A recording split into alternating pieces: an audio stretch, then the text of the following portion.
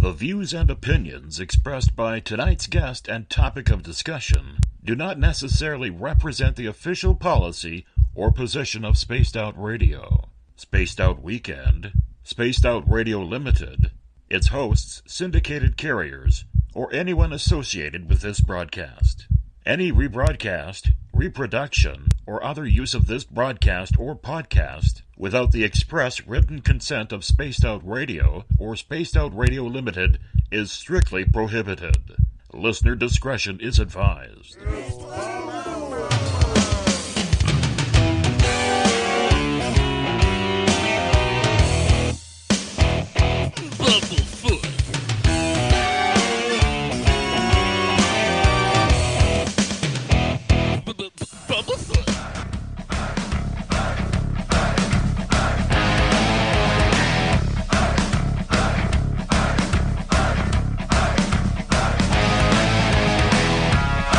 Are you experienced? Stop right there!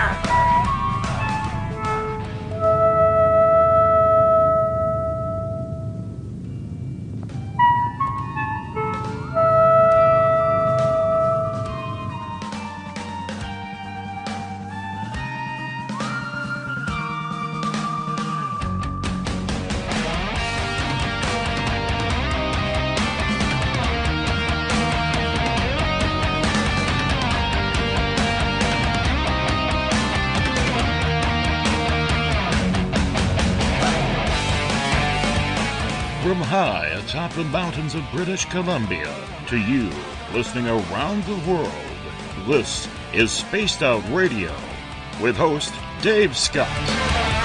They let us play with all our toys, they let us think that we're big boys, they let us make a lot of noise, but we ain't rule the world. They let us think we're Superman. You can follow us on our website, spacedoutradio.com, on iTunes and TuneIn. Follow Dave on Twitter at Spaced Out Radio, on Facebook at Spaced Out Radio Show, or on our YouTube channel, Spaced Out Radio Show. I try to act so cool, but you know I'm just a fool for you.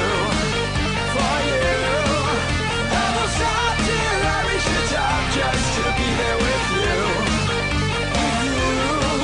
Dave, oh Dave, are you playing with Bigfoot and aliens again? Dad, you gotta stop haunting the ghost. It's scaring them. All right, seriously, put down the pointy sticks. Oh, the deeper I fall. Okay! Game on! Game on! Game on!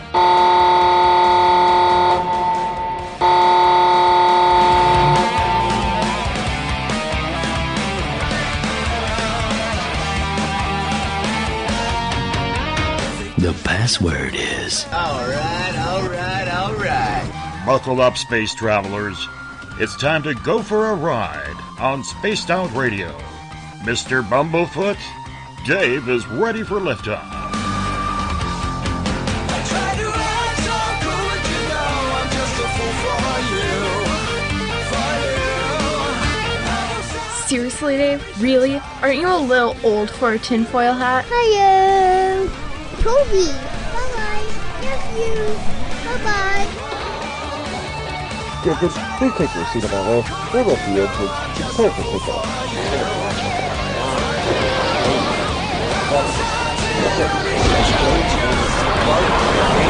Start.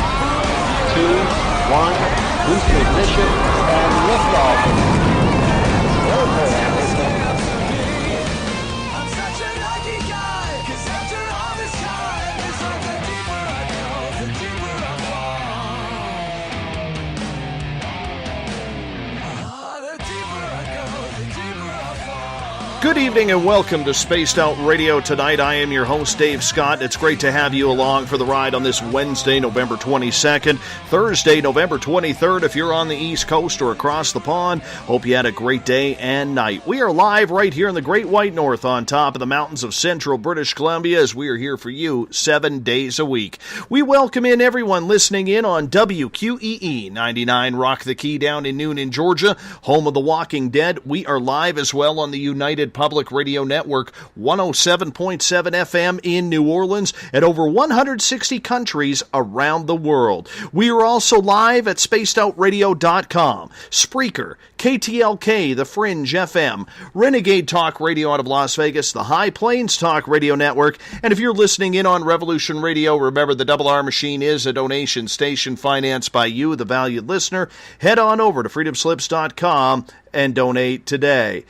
Like our music, get your horns up for Mr. Ron Bumblefoot THAL, formerly of Guns N' Roses, currently of Art of Anarchy and Sons of Apollo. Bumblefoot is the official music of this show.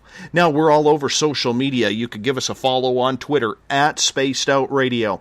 Give our Facebook page a like, Spaced Out Radio Show. On Instagram, you can follow me at Dave Scott, SOR. Subscribe to our YouTube channel, Spaced Out Radio. It is no longer Spaced Out Radio Show, so you can get rid of the other subscription, sign up for the new one. I would appreciate that. Listen to us on iHeartRadio in the United States, TalkStream Live, tune us in on TuneIn, download and subscribe to our shows on iTunes. Our website is spacedoutradio.com.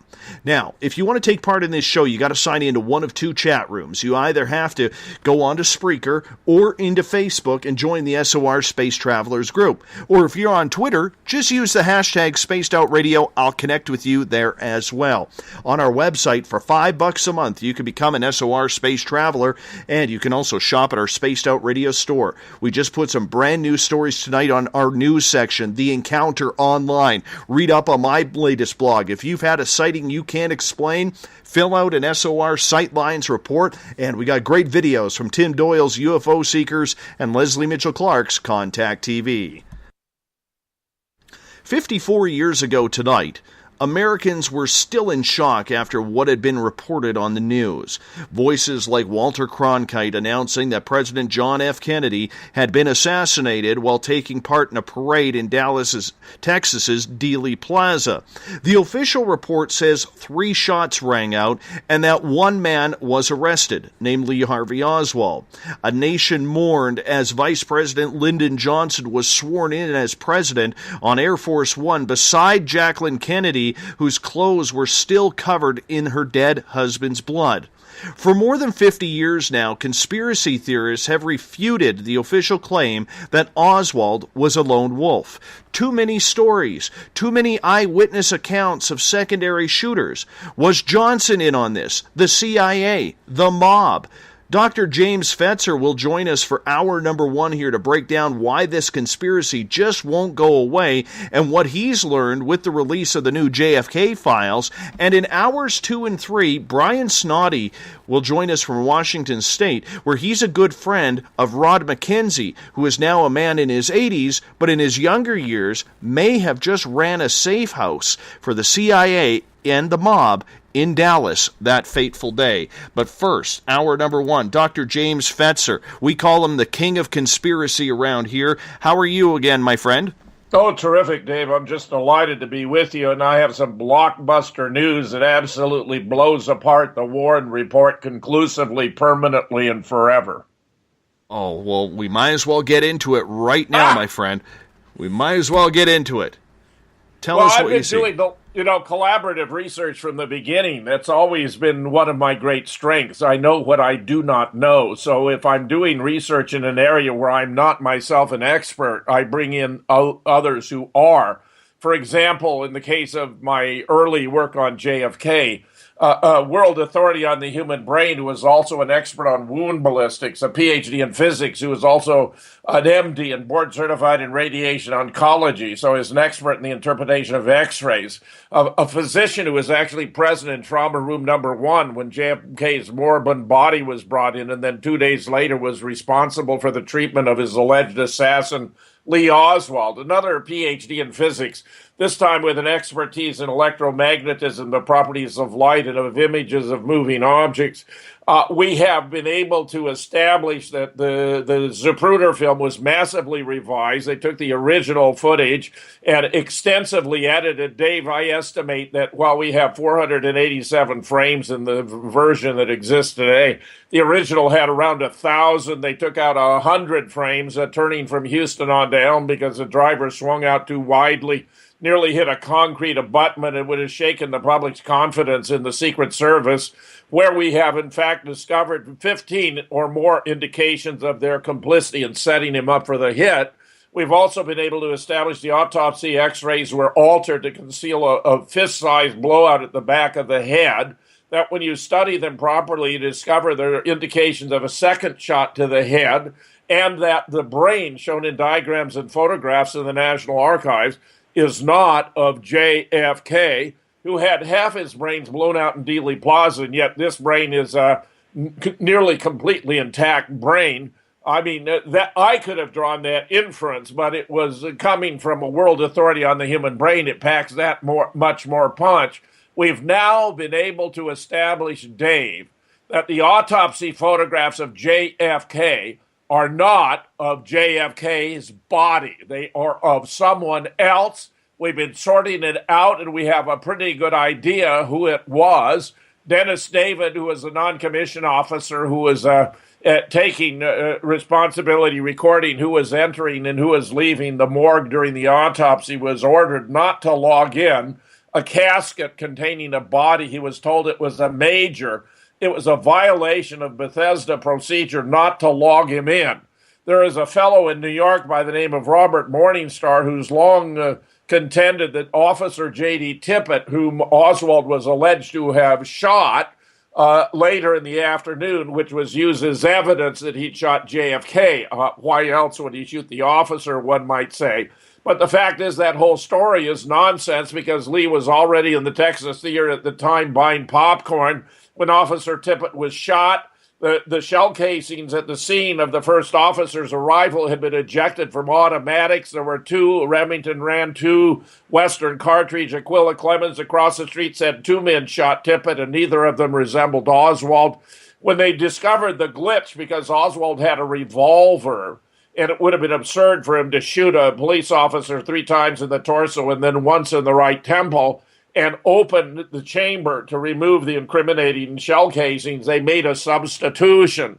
So now we have 3 shell casings that are from a revolver of one make and one from the other, but they don't have the initials any longer of the first officer on the scene. In other words, it was a bit of a farce. They even planted a second wallet, as though any of us carried 2 wallets at the same time.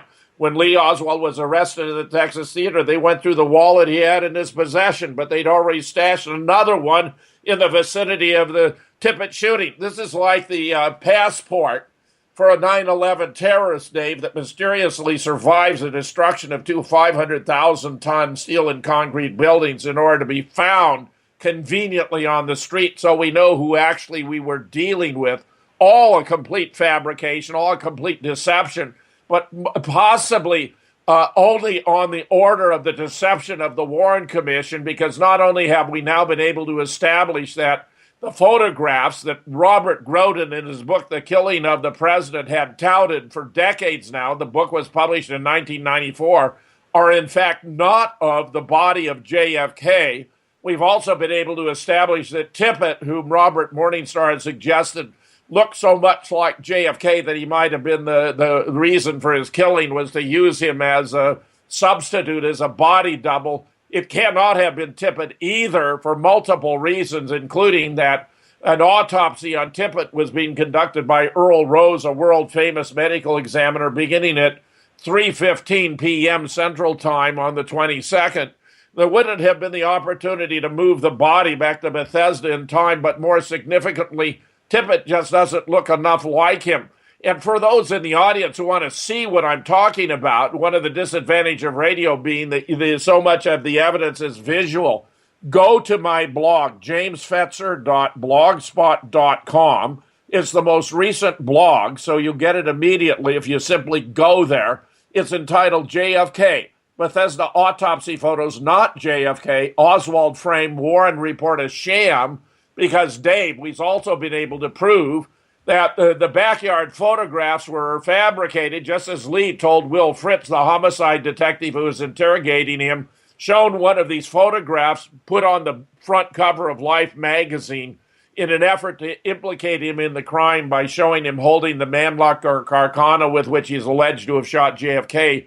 the revolver and a pistol belt with which he's supposed to have shot J.D. Tippit, and holding two communist newspapers, The Worker and The Militant, combining motive and means with the known opportunity, since he'd been employed at the book depository 2 weeks before the assassination. Lee told Fritz that was his face pasted on someone else's body. We've been able to identify now the body that was playing the role of Lee Oswald in the backyard photographs. Jim Mars and I had analyzed the backyard photographs in an article we published entitled Framing the Patsy, the Case of Lee Harvey Oswald, where we had concluded that it had been staged as Lee had told Will Fritz. We inferred, on the basis of the height, build, and chin, but also an abnormality of the right forearm, that the stand-in had been Roscoe White, a Dallas police officer with ties to the CIA.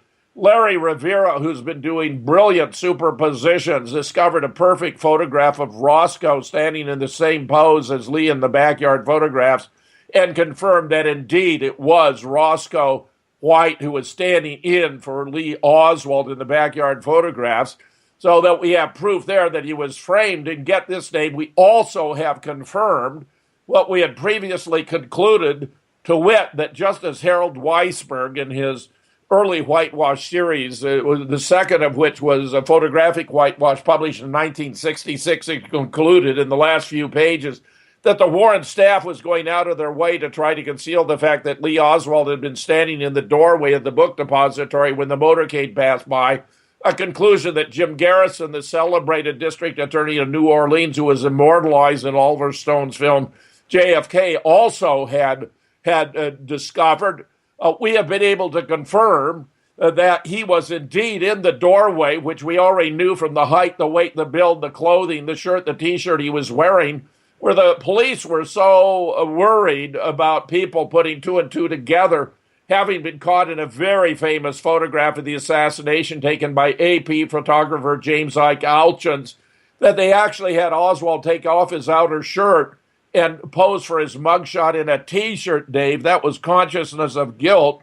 What we have been able to do is to confirm the identification of Lee Oswald as the man in the doorway. You can see the GIFs where Larry found, photographic images that were perfect for the comparison for both him and the alternative the government has promoted from day one, that it was his co-worker Billy Lovelady, where Billy thought it was very odd they'd be confused since he was 2 to 3 inches shorter, 15 to 20 pounds lighter, and was wearing a short-sleeve red and white vertically striped shirt, which looks nothing like the shirt on Doorman, which was long-sleeved, richly textured, and rather worn.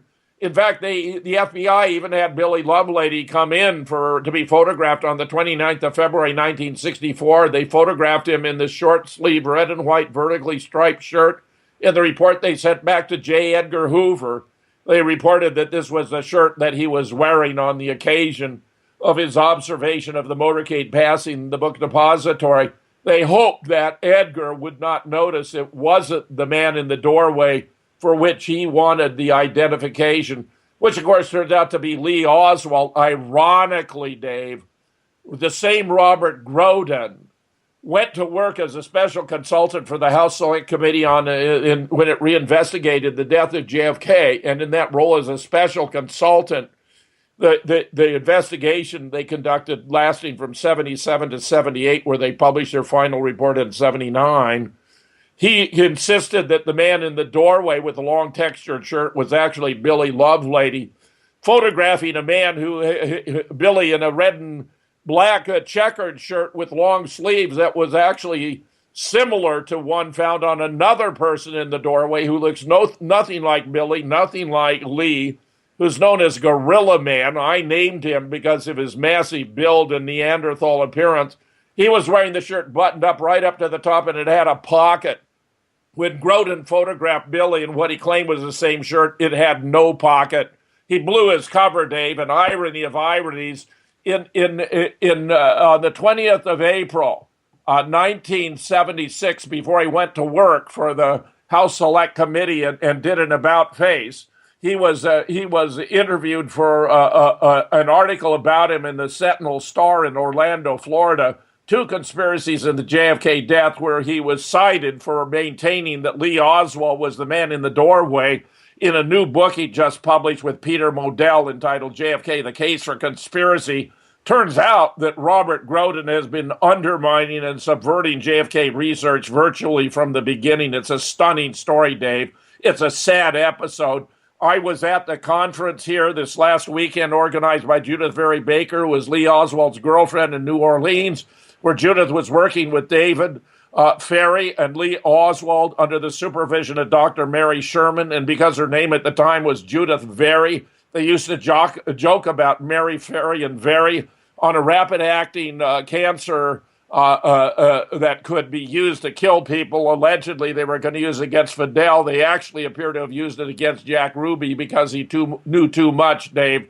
But the fact is, it was ironic that Robert Groden at this conference, which was hosted by Judith Very Baker, had been Lee's girlfriend, received a Lifetime Achievement Award. How's that for irony? I remember in one of your statements and conferences that you spoke about this, you said the rifle, and I'm trying to remember the quote here, you said the rifle, the Mannlicher Carcano, was the safest gun around because it could never hit a thing.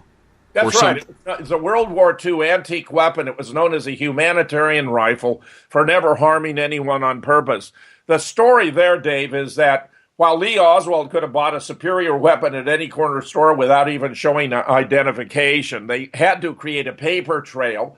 They added it's an obscure caliber, 6.5. So they not only patched the X-ray to conceal the fist-sized blowout to the back of the head, but in the anterior posterior front to rear X-ray, they added a 6.5 millimeter metallic slice with a little bite out of it at 5 o'clock in order to connect the Mannlicher Carcano with a body. I mean, this is why they chose this odd weapon. It was a mail order weapon. So there was a paper trail. They forged Lee's name on it from the sporting goods store, but it was a piece of junk. In fact, even the experts who were asked to reenact the crime wouldn't even touch it until it was rebuilt. They had multiple shims. The sight was misaligned. It had a two-stage trigger that you had this first squeeze, and then suddenly it was a hair trigger. Totally unreliable weapon, probably the worst possible choice one could imagine for an assassination. And yet, that was what they chose precisely because they could build a paper trail and tie it uniquely to Lee Oswald as part of framing him. But what I've been reporting and what you see on the blog demonstrates that the Warren report is totally worthless. It's indefensible. It was based upon a body that was not the body of JFK. It was based upon framing Lee Oswald by having this police officer, Roscoe White, stand in for him in the backyard photographs, where he had, and the Warren Commission knew, at least the staff knew, a rock-solid alibi because he's actually been standing in the doorway when the motorcade went by, which means, Dave, not only can he not have been the lone demented gunman, he cannot have even been one of the shooters. It's appalling. Did we ever, or did you ever, find out the identity of the babushka lady? And why is there such a story about trying to figure out who this elderly lady was, in your opinion? Well, the babushka lady was there filming the assassination with a camera from the grassy area opposite the knoll, so that she would have had captured in her field of view multiple assassins, actually. Yes, she's well known. Her name is Beverly Oliver. In fact, she had a brand new camera that day. Jesse Ventura, on his show Jesse Ventura's America, featured Beverly Oliver, who actually had filmed his brains being blown out of his head. She said it was as though the scene was frozen in time, and that's because the driver, William Greer, pulled the limousine to the left and to a halt to make sure JFK would be killed. She was actually at that point filming the second of two shots to the head, one of which had been fired from the Dow Tex by an anti-Castro Cuban by the name of Nestor Tony Escadro, using the Mannlicher Carcano. It's so unreliable that if three shots fired on virtually a horizontal, because the Elm Street has a 11-degree incline, he nevertheless had two misses, one of which hit a distant curbing, and injured a bystander by the name of James Tague, the second of which missed and hit the chrome strip above the limousine. But the third of which hit Jack in the back of the head. He slumped forward Jackie eased him back up and was looking him right in the face when he was hit in the right temple by a frangible or exploding bullet that set up shock waves that blew his brains out the back of his head with such force that when the impacted officer Bobby Hargis riding there initially thought he himself had been shot, that was fired by Frank Sturgis, who was a soldier of fortune tied to the CIA, to the mafia, who would eventually actually admit that he had shot JFK when he was arrested coming to New York City to murder Marita Lorenz, who had been a mistress of Fidel Castro, had traveled to Dallas with some men who were going to participate in the shooting, but she didn't want to have anything to do with it. In order to prevent her from testifying to the House Select Committee, Sturgis was sent to New York to murder her in her apartment. But the NYPD knew what was coming, and when he broke into her apartment, the NYPD Gold Shield detective Jim Rothstein put his 38 to Sturgis's head. His partner put his 38 to his heart. They took him into custody, and Rothstein gave him the throwaway line, "Good shooting." And Sturgis said he admitted that he'd shot JFK, that he did it because he'd betrayed the brigade at the Bay of Pigs, which was false, but an impression that the CIA allowed to endure in the minds of the participant lest they shift their hostility toward the agency, and because he'd had dalliances with beautiful women, some of whom were spies for East Germany, which was true. But the fact is, Sturgis did not deny it, and that was the key shot that Beverly captured in her film. Jesse not only featured Beverly, who witnessed the blowout, but Aubrey Wright, who is the ambulance driver, who helped to lift the body into the bronze ceremonial casket before it was put in his ambulance to be driven out to Air Force One and loaded aboard the plane, where, while Lyndon Johnson was being sworn in the front of the plane, the body was actually removed from the casket, put in a body bag in a compartment in the plane, so that when they arrived at Andrew Air Force Base and offloaded the bronze ceremonial casket on the left side, the port side of the plane, everyone's attention was focused on Bobby and Jackie and so forth, but actually they were offloading the body on the opposite side into a helicopter where they flew it to Walter Reed Hospital, where the best forensic pathologists in the military would remove bullet fragments before wrapping it back up into sheets in a body bag and putting it in a pinkish gray shipping casket of the kind that was used to bring back bodies from Vietnam, and then transported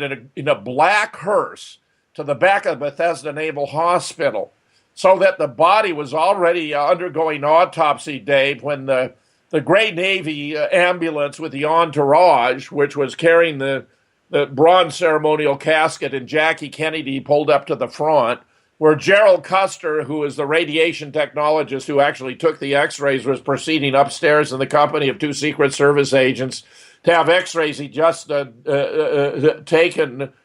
developed, and he looked out and saw the massive entourage and wondered what in the world is going on as Jackie Kennedy approached the building, because the body was already undergoing autopsy. It's a stunning story of deceit and deception, Dave, that's truly fascinating. So Jesse had Beverly on his show, Jesse Ventura's America, to talk about seeing the blowout.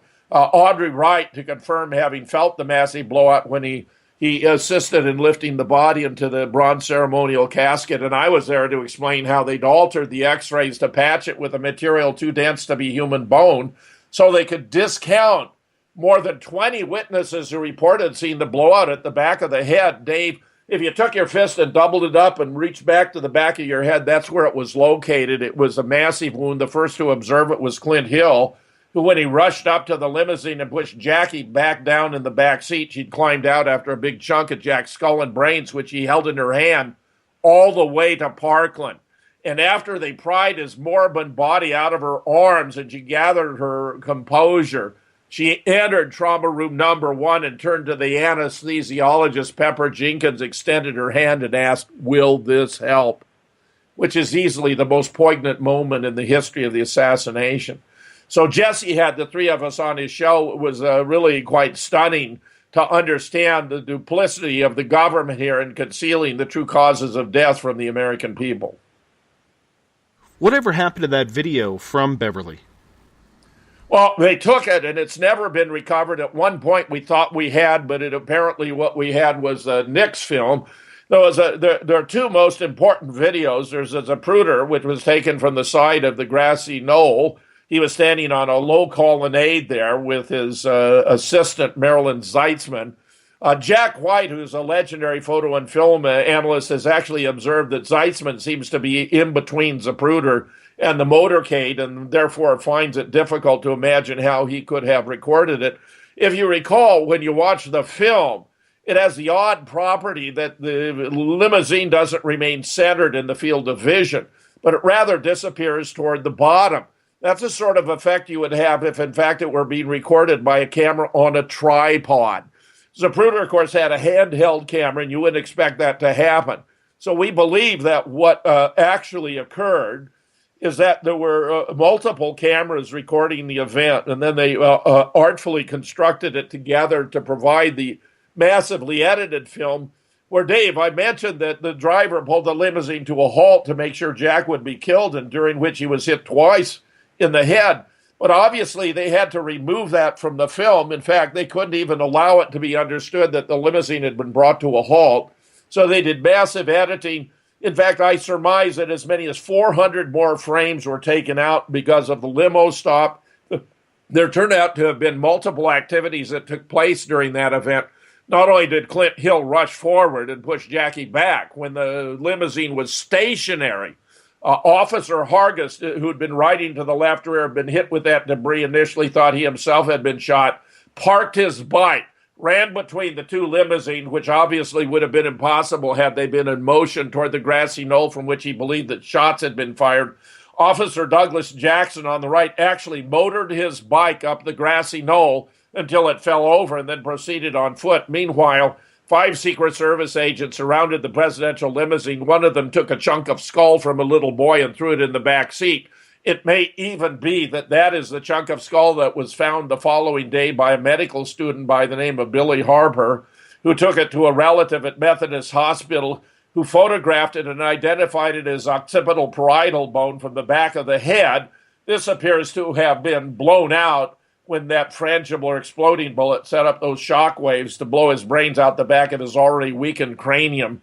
Bob Livingston, a world authority on the human brain and an expert on wound ballistics, determined from the study of the diagrams and photographs of the brain in the National Archives, when compared with the reports from the Parkland physicians, one after another, of cerebellar as well as cerebral tissue extruding from the wound, where the cerebellum is a compact part of the brain at the base, that since you see in this brain, in the diagrammed in the National Archives, a completely intact cerebellum, indeed it's a virtually completely intact brain.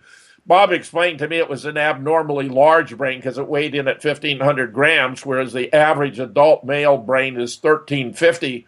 When you consider Jack had half his brains blown out in Dealey Plaza, it's obvious this wasn't the original brain. Indeed, Douglas Horne, who was a senior analyst for the Assassination Records Review Board, a group of 5 civilians who were created by an act of Congress in 1992 with the authority to declassify documents and records held by the CIA, the Secret Service, the FBI, the Office of Naval Intelligence, and so forth, where only the president could override them, where there was a 25-year deadline for the release of all the documents, which fell due this year in 2017, having been imposed in 1992, and where we have some significant releases that have come forth, but where Douglas Horne has not only, confirmed the messing with the autopsy photographs, but believe it or not, that the man at Bethesda in charge of the autopsy, Commander Humes, actually took a cranial saw to the skull of JFK and enormously enlarged the wound. David Lifton was the first to figure out what was going on here in his brilliant book, Best Evidence, in which he actually noticed that the official autopsy report from Bethesda, which was the 3rd version, the first 2 were rejected by the commanding officer because they didn't fit the program, the agenda they had for how JFK had been killed. It describes with mathematical precision a whole missing back of the head. In other words, not just the fist-sized wound, that's incorporated, but it's as though that were the heel of a footprint. In other words, the wound when it was done by Humes using the cranial saw, was 5 times the size of the blowout that was observed in Parkland. So Bob Livingston not only properly concluded that this couldn't possibly be the brain of JFK, but it turns out there were 2 different brain examinations, one already on the 25th, the day of the formal state funeral, which appears to be what remained of JFK's brain. But once they patched up the hole in the back of the head, there was nowhere for his brains to go. So they had to introduce a new brain the following week, and they brought over an additional pathologist, the only one of the 3 involved who actually had previous experience with gunshot wounds, a man by the name of Pierre Fink, for the second brain examination, where in a review of my book, Murder in Dealey Plaza, a fellow by the name of George Costello, writing for the American Lawyer, which is a publication for attorneys who practice before the Supreme Court and interact with Congress on Capitol Hill, said that if this wasn't a smoking gun, that there were 2 different brain examinations with 2 different brains. He couldn't imagine what would qualify as one. Douglas Horne did brilliant work in obtaining diagrams and sketches of the wound, the fist-sized wound as I described.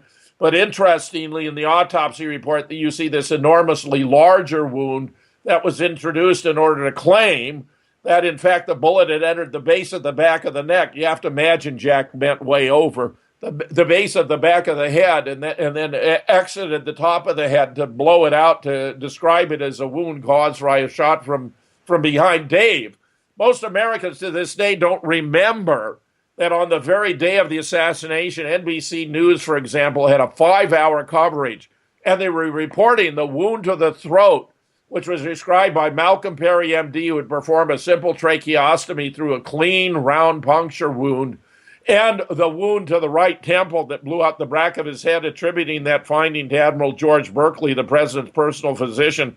So those 2 wounds, both of which were fired from in front, were widely broadcast over national radio and television that very day.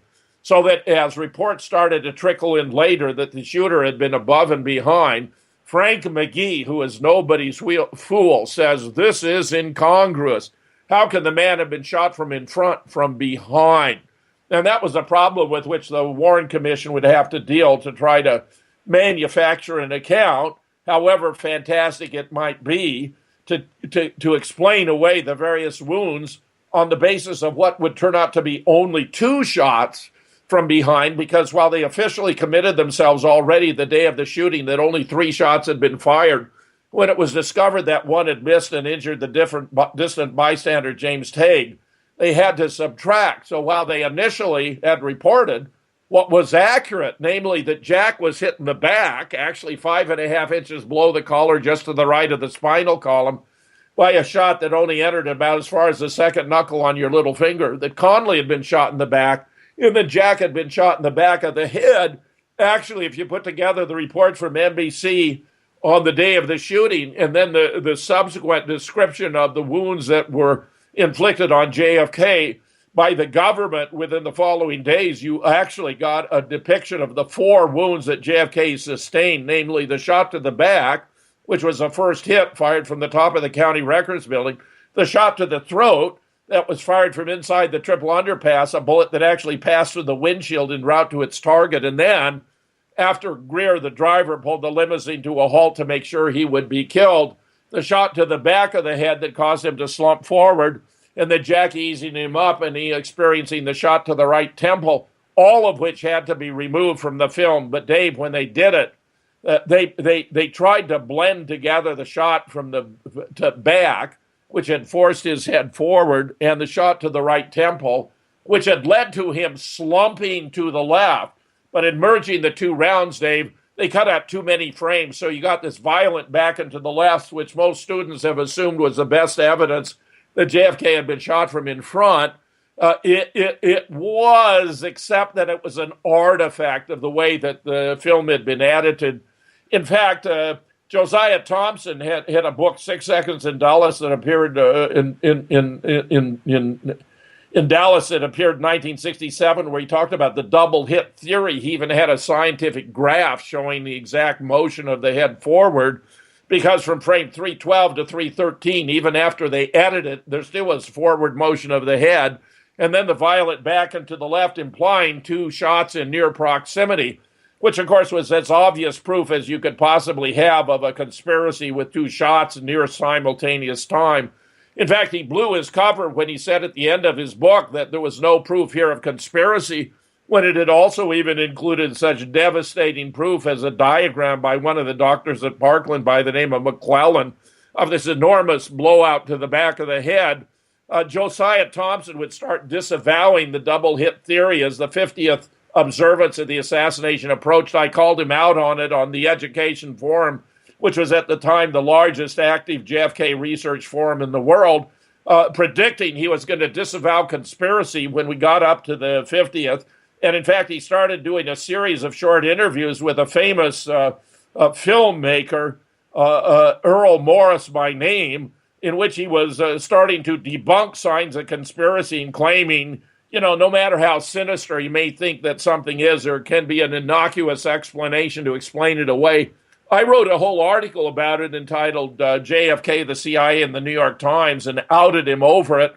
And while they had originally planned to do, I think, as many as 50 of these little short interviews, they stopped after the first because I had rather successfully demonstrated that this was complete poppycock and an effort to, disavow evidence when he'd actually asserted the opposite in his own books. David Lifton, in Best Evidence, would actually independently verify the double hit theory based upon the extant film by taking blow-ups of the key frames from the film to Richard Feynman, who was the most famous physicist in the world on the faculty at Caltech in Pasadena, where coincidentally I was born. And Feynman took a ruler and was able to determine the forward motion of the head from 312 to 313, as well as the violent motion back and to the left in the other frames. But it all turned out to be an artifact. We know, in fact, today that the original film was taken to the National Photographic Interpretation Center on Saturday the 23rd. It was an 8mm already split film that was developed in Dallas. The NPIC, which processed the tiny satellite images, they'd blow them up to study them, which is what you'd have to do if you wanted to alter the film, blow it up and then change it and then shrink it back down. Had to have a shop owner open his store so they could purchase an 8mm projector to actually view it. That was the original. The following day, however, a 16mm unsplit film was brought to the NPIC that had been developed in Rochester, where the CIA had a secret lab known as Hawkeye Works. Lifton, again, was able to ferret that out, and the substitution was made, where now they had removed the limo stop. It was missing the turn from Houston on to Elm, so it was like less than half as long as the original had to have been. And where they blacked over the blowout at the back of the head, for example. But it occurred to me that they were so focused on frames around the hit frame, which is 313, which itself is a composite where the blood spray is painted in. It disappears far too fast, where John P. Costello did a brilliant tutorial about internal indications that the film had been massively edited, which include not only the too rapid dissipation of the blood spray, but also that the Stemmons freeway sign was taken out and then put back in, but put in the wrong place improperly. So we have you can watch in a GIF in various of my presentations where you can see the Stemmons sign is in the wrong place. I mean, it's quite a stunning effect for those who have been in a state of uncertainty as to whether the film was altered or not. But it occurred to me they might have overlooked in later frames it would be visible. And indeed, I found in frame 374, you can actually see the blowout at the back of the head. It's bluish gray. You know how they talk about brains as gray matter. There's a little pinkish extension from a piece of skull that was blown open by the frangible exploding bullet, but remained connected by skin to the skull. And when you compare David Manick's definition of Area P, where they had patched the fist-sized hole at the back of the head with a blowout that you can see there's a very close proximity. It looks like a cashew on its side, but there's some hair on JFK's head that overlaps a bit. So it's not exact, but it's certainly a good close approximation. So we know indeed that was the case. And we had, in addition to the McClellan diagrams, other diagrams, including by Charles Crenshaw, not only of the throat wound as a small, clean wound of puncture with a straight line incision, but of the back of the head wound from both the back and from the side. It was a massive defect. Larry Rivera, by the way, Dave, has discovered that also Jackie's glove, she was wearing these white gloves, serves as a background against which you can see the massiveness of the defect in multiple frames. So we have even further confirmation of the defect at the back of JFK's head. Ironically, when the House Select Committee reconstituted, reinvestigated, they made the absurd decision to close up that massive blowout at the back of the head to a small entry wound at the crown at the very top of the head, and they reconstituted the back of the head. I mean, this is absurd. It's not even consistent with a Harper fragment. I don't know how they thought they could get away with it. When I discovered the enormity of the discrepancy, I called a member of the medical panel, Cyril Recht, who's a world-famous coroner from Allegheny County who's worked on some of the most famous cases in American history. And I said, Cyril, how did the HSCA medical panel account for the enormous discrepancy between this enormous blowout at the whole back of the head described with mathematical precision in the Bethesda autopsy report and the small wound at the top of the head? And Cyril paused a moment and said to me, I'll have to check my notes. We only have about 10 minutes left with you, and so many questions, so little time tonight, so we will have to bring you back in the near future here, Dr. Fetzer. One of the things I do want to ask is, just a couple of weeks ago, the supposed JFK files were supposed to be released. Now, the CIA, FBI, and all the alphabet groups are holding back some of that information. Out of the files that were released, was anything convincing or eye-popping to you?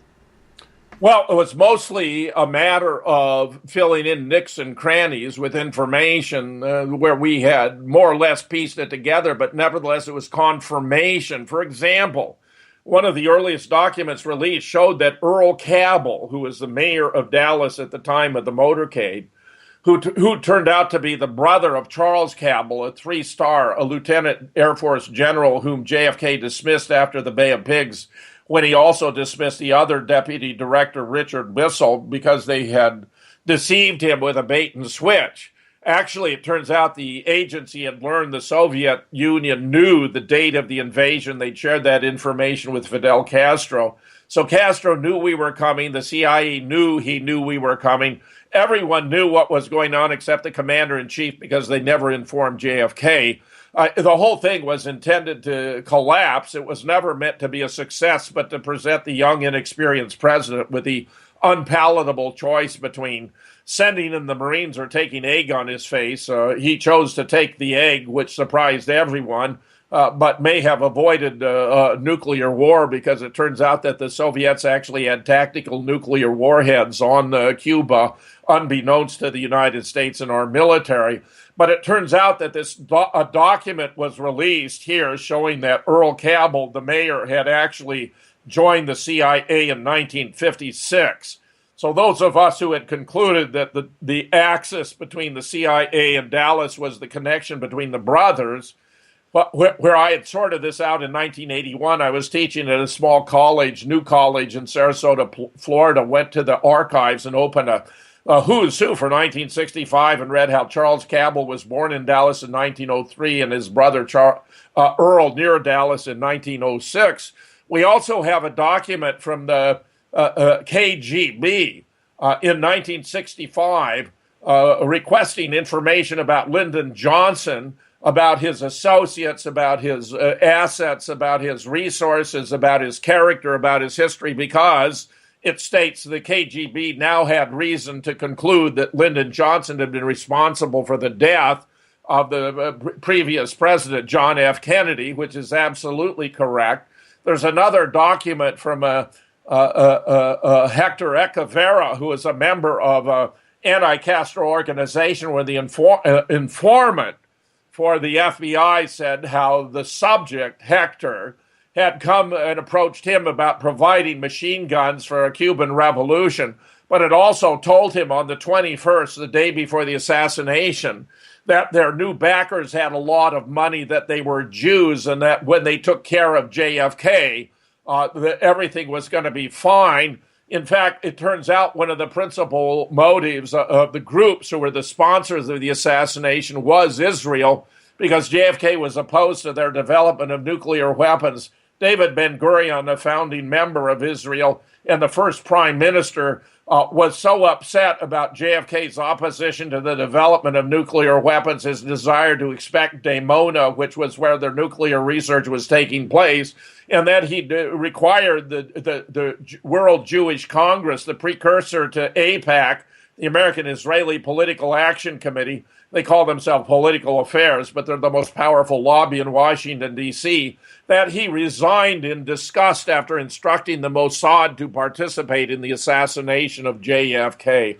This is a sordid history that the American people need to understand, Dave, and it's my unhappy obligation to provide information about what really happened to the 35th president, whom we have all come to love and adore. I mean, among the moves he was making, Dave, he was going to shatter the CIA into 1,000 pieces. He'd already instructed his covert ops to be supervised by the Pentagon, displeasing both parties. He'd instructed the Department of Treasury to print United States notes, which were non-interest bearing. He thought it was absurd for the government of the United States to be paying a consortium of private banks interest for printing the currency of the United States. He was circumventing and going to do away with the Fed, which has bothered the country ever since.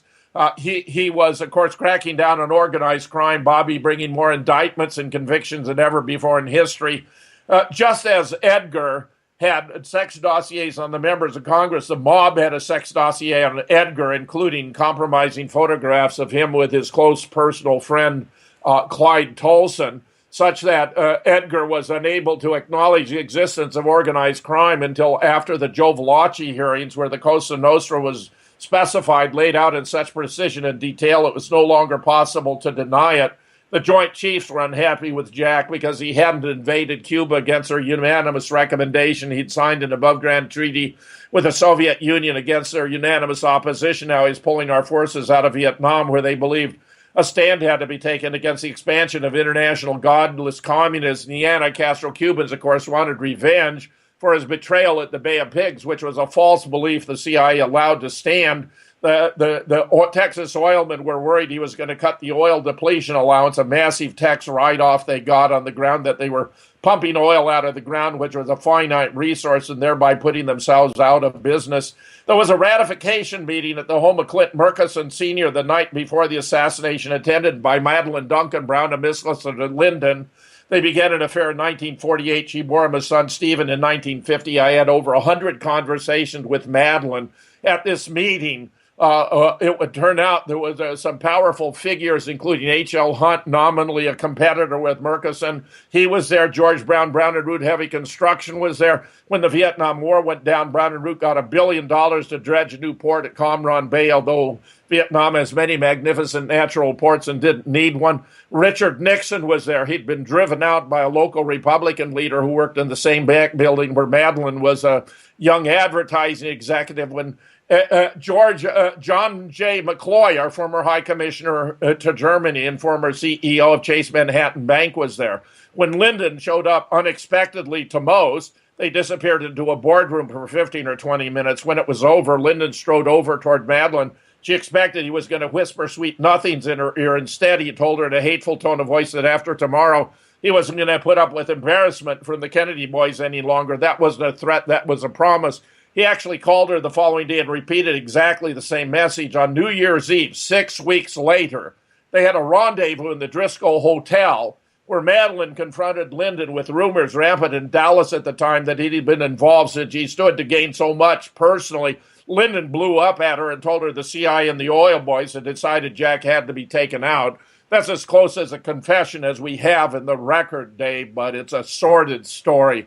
Every American has to understand what happened to JFK, and a great place to begin your research is to go to my blog and read JFK, Bethesda autopsy photos, not JFK, Oswald frame, Warren report a sham, or I have a brand new book that brings the state of research up to date. It's entitled JFK, Who, How, and Why, 2017. It has 529 pages, over 1,000 photographs and diagrams, including 486 of the Zapruder frames in the book. You can find that, which has 15 contributors, including some of the best people ever study the case, available now at moonrockbooks.com, Dave.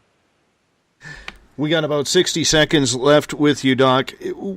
Do you think that these files will come out that are currently being reviewed by President Trump, that the CIA, the NSA, and all the alphabet groups want to stay quiet? I think Trump is disposed to release them. It would be the right thing to do. He would secure a niche in history by simply taking that action, which I expect he is following through on. Donald Trump is easy to underestimate. I expect there's a lot going on here beneath the surface while our attention is focused on other activities, and that we're going to be rather startled by developments that are going to unfold in the next couple of weeks, Dave. Dr. James Fetzer, thank you so much for coming in on hour number 1 of our JFK special tonight. Really appreciate you doing this, and we're going to have to bring you back probably very early in the new year to fill us in on more of what you've learned about the files. My great pleasure, Dave. Thanks for featuring me tonight. Thank you so much. Dr. James Fetzer. And once again, if you want to check out his latest blog, I highly suggest you do, because he's a brilliant man and researcher. It is jamesfetzer.blogspot.com. Once again, James Fetzer, that's F-E-T-Z-E-R, or if you're American, Z-E-R, .blogspot.com. I went Canadian on you there. In hour number 2, Brian Snoddy is going to join us. His good friend Rod McKenzie was running a safe house for the CIA and the mob just around the corner from Dealey Plaza on November 22nd, 1963. We're going to learn more about that right after this on Spaced Out Radio. 365 days a year, we're in the field, investigating UFO sightings, talking to alien abductees, and visiting secret military locations like Area 51. We're UFO Seekers, official partner of Spaced Out Radio. Follow our daily search for the truth at ufoseekers.com or like us on social media. Catch us on Spaced Out Radio every third Monday of the month as we discuss Area 51, UFOs, and more. And also, don't forget to subscribe to us on YouTube.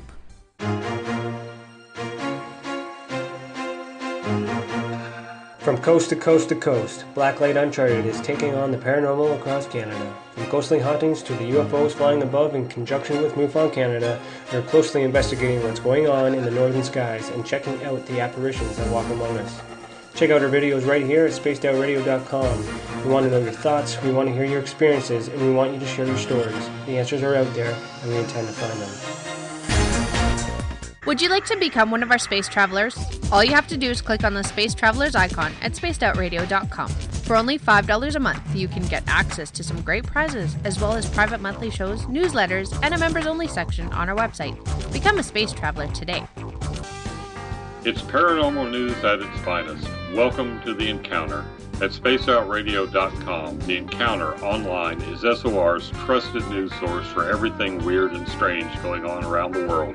This is news editor Eric Markham. Our team of journalists are scouring the planet for those strange stories that rarely make the mainstream. No fear-mongering or fake news here. Head over to spaceoutradio.com and encounter The Encounter. Want to learn more about aliens, cover-ups, conspiracies, cryptids, and the paranormal? All you have to do is tune in S4 as we take over Spaced Out Radio Night, starting at midnight Pacific, 3 a.m. Eastern, each and every Saturday night, right after Spaced Out Saturdays. Hi there, this is Eric Cooper from Forest Moon Paranormal. Join me, Corey Ruiz, and friends as we discuss the hot topics of the night. It's fun, entertaining, and as dark as the night. Find us at spacedoutradio.com.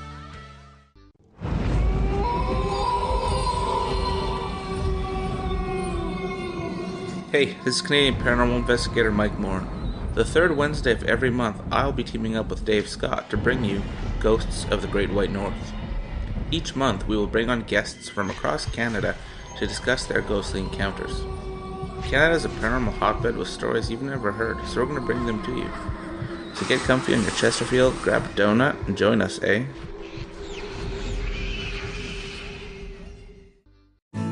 Are you an experiencer? Have you had run-ins with strange creatures you can't explain? ETs, Dogman, Bigfoot, werewolves? They're enough to scare the daylights out of anyone. Hi there, I'm Butch Witkowski from your 4-Cop. And on the last Monday of every month, you can listen to me and the host, Dave Scott, talk about the weird and the strange being reported on Spaced Out Radio. I'm going to bring my investigations and sources, you bring your experiences, and we'll figure out the rest together. Strange Days on Spaced Out Radio. Come tune us in at spacedoutradio.com. Want a place to share your experiences without feeling judged? We have the place for you. If you've experienced sightings or contact with ETs, ghosts, cryptids, or UFOs, and you'd like someone to confidentially look into the matter, just fill out an SOR Sightlines report. Our goal is to help you get the answers you need to the experiences you've had with our professional team of researchers. Your information stays 100% confidential. The SOR Sightlines report. Fill out your experience today only at spacedoutradio.com. Psychic Sundays, spiritual communication, ET contact, Sasquatch in your backyard. We will have it all on Cosmic Passport with me, Elizabeth Anglin. Each Sunday, starting at 9 p.m. Pacific, midnight Eastern, at spacedoutradio.com, I will take you on a journey of enlightenment. The goal is learning from the soul on out. We'd love it if you joined our experience. Cosmic Passport, heard Sundays at spacedoutradio.com. Are you interested in advertising on Spaced Out Radio? Head to our website at spacedoutradio.com and click on our advertising tab. There, you will find an assortment of ways you can get your product out there with us, from radio commercials to banners and social media. Have a product you like our hosts to endorse? We can do that too. Visit spacedoutradio.com for more details. From British Columbia to Northern California, Pacific North Weird has Cascadia covered. Check out our feature videos at spacedoutradio.com, where I, Vincent Zunza, and my super sleuth partner Alexandra Sullivan track down the weird and strange stories from around the Pacific Northwest, from Bigfoot to Mel's Hole and everything in between. This is what makes life exciting.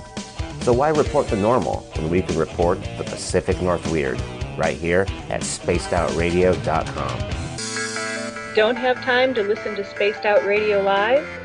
Wherever you are, the car, the office, the shower, or even if you're traveling, we're right here for you. Each Spaced Out Radio show can be found on iTunes, TuneIn, and on our YouTube channel, Spaced Out Radio Show. It's the perfect way for you to catch up on our shows. For more information, just head over to our website, spacedoutradio.com, and tune in to us today.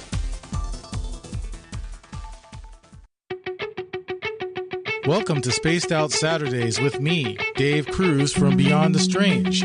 Our weekly feature on spacedoutradio.com will take you around the world discussing everything from the paranormal to the latest conspiracies from the top guests in their fields. We won't leave any story uncovered.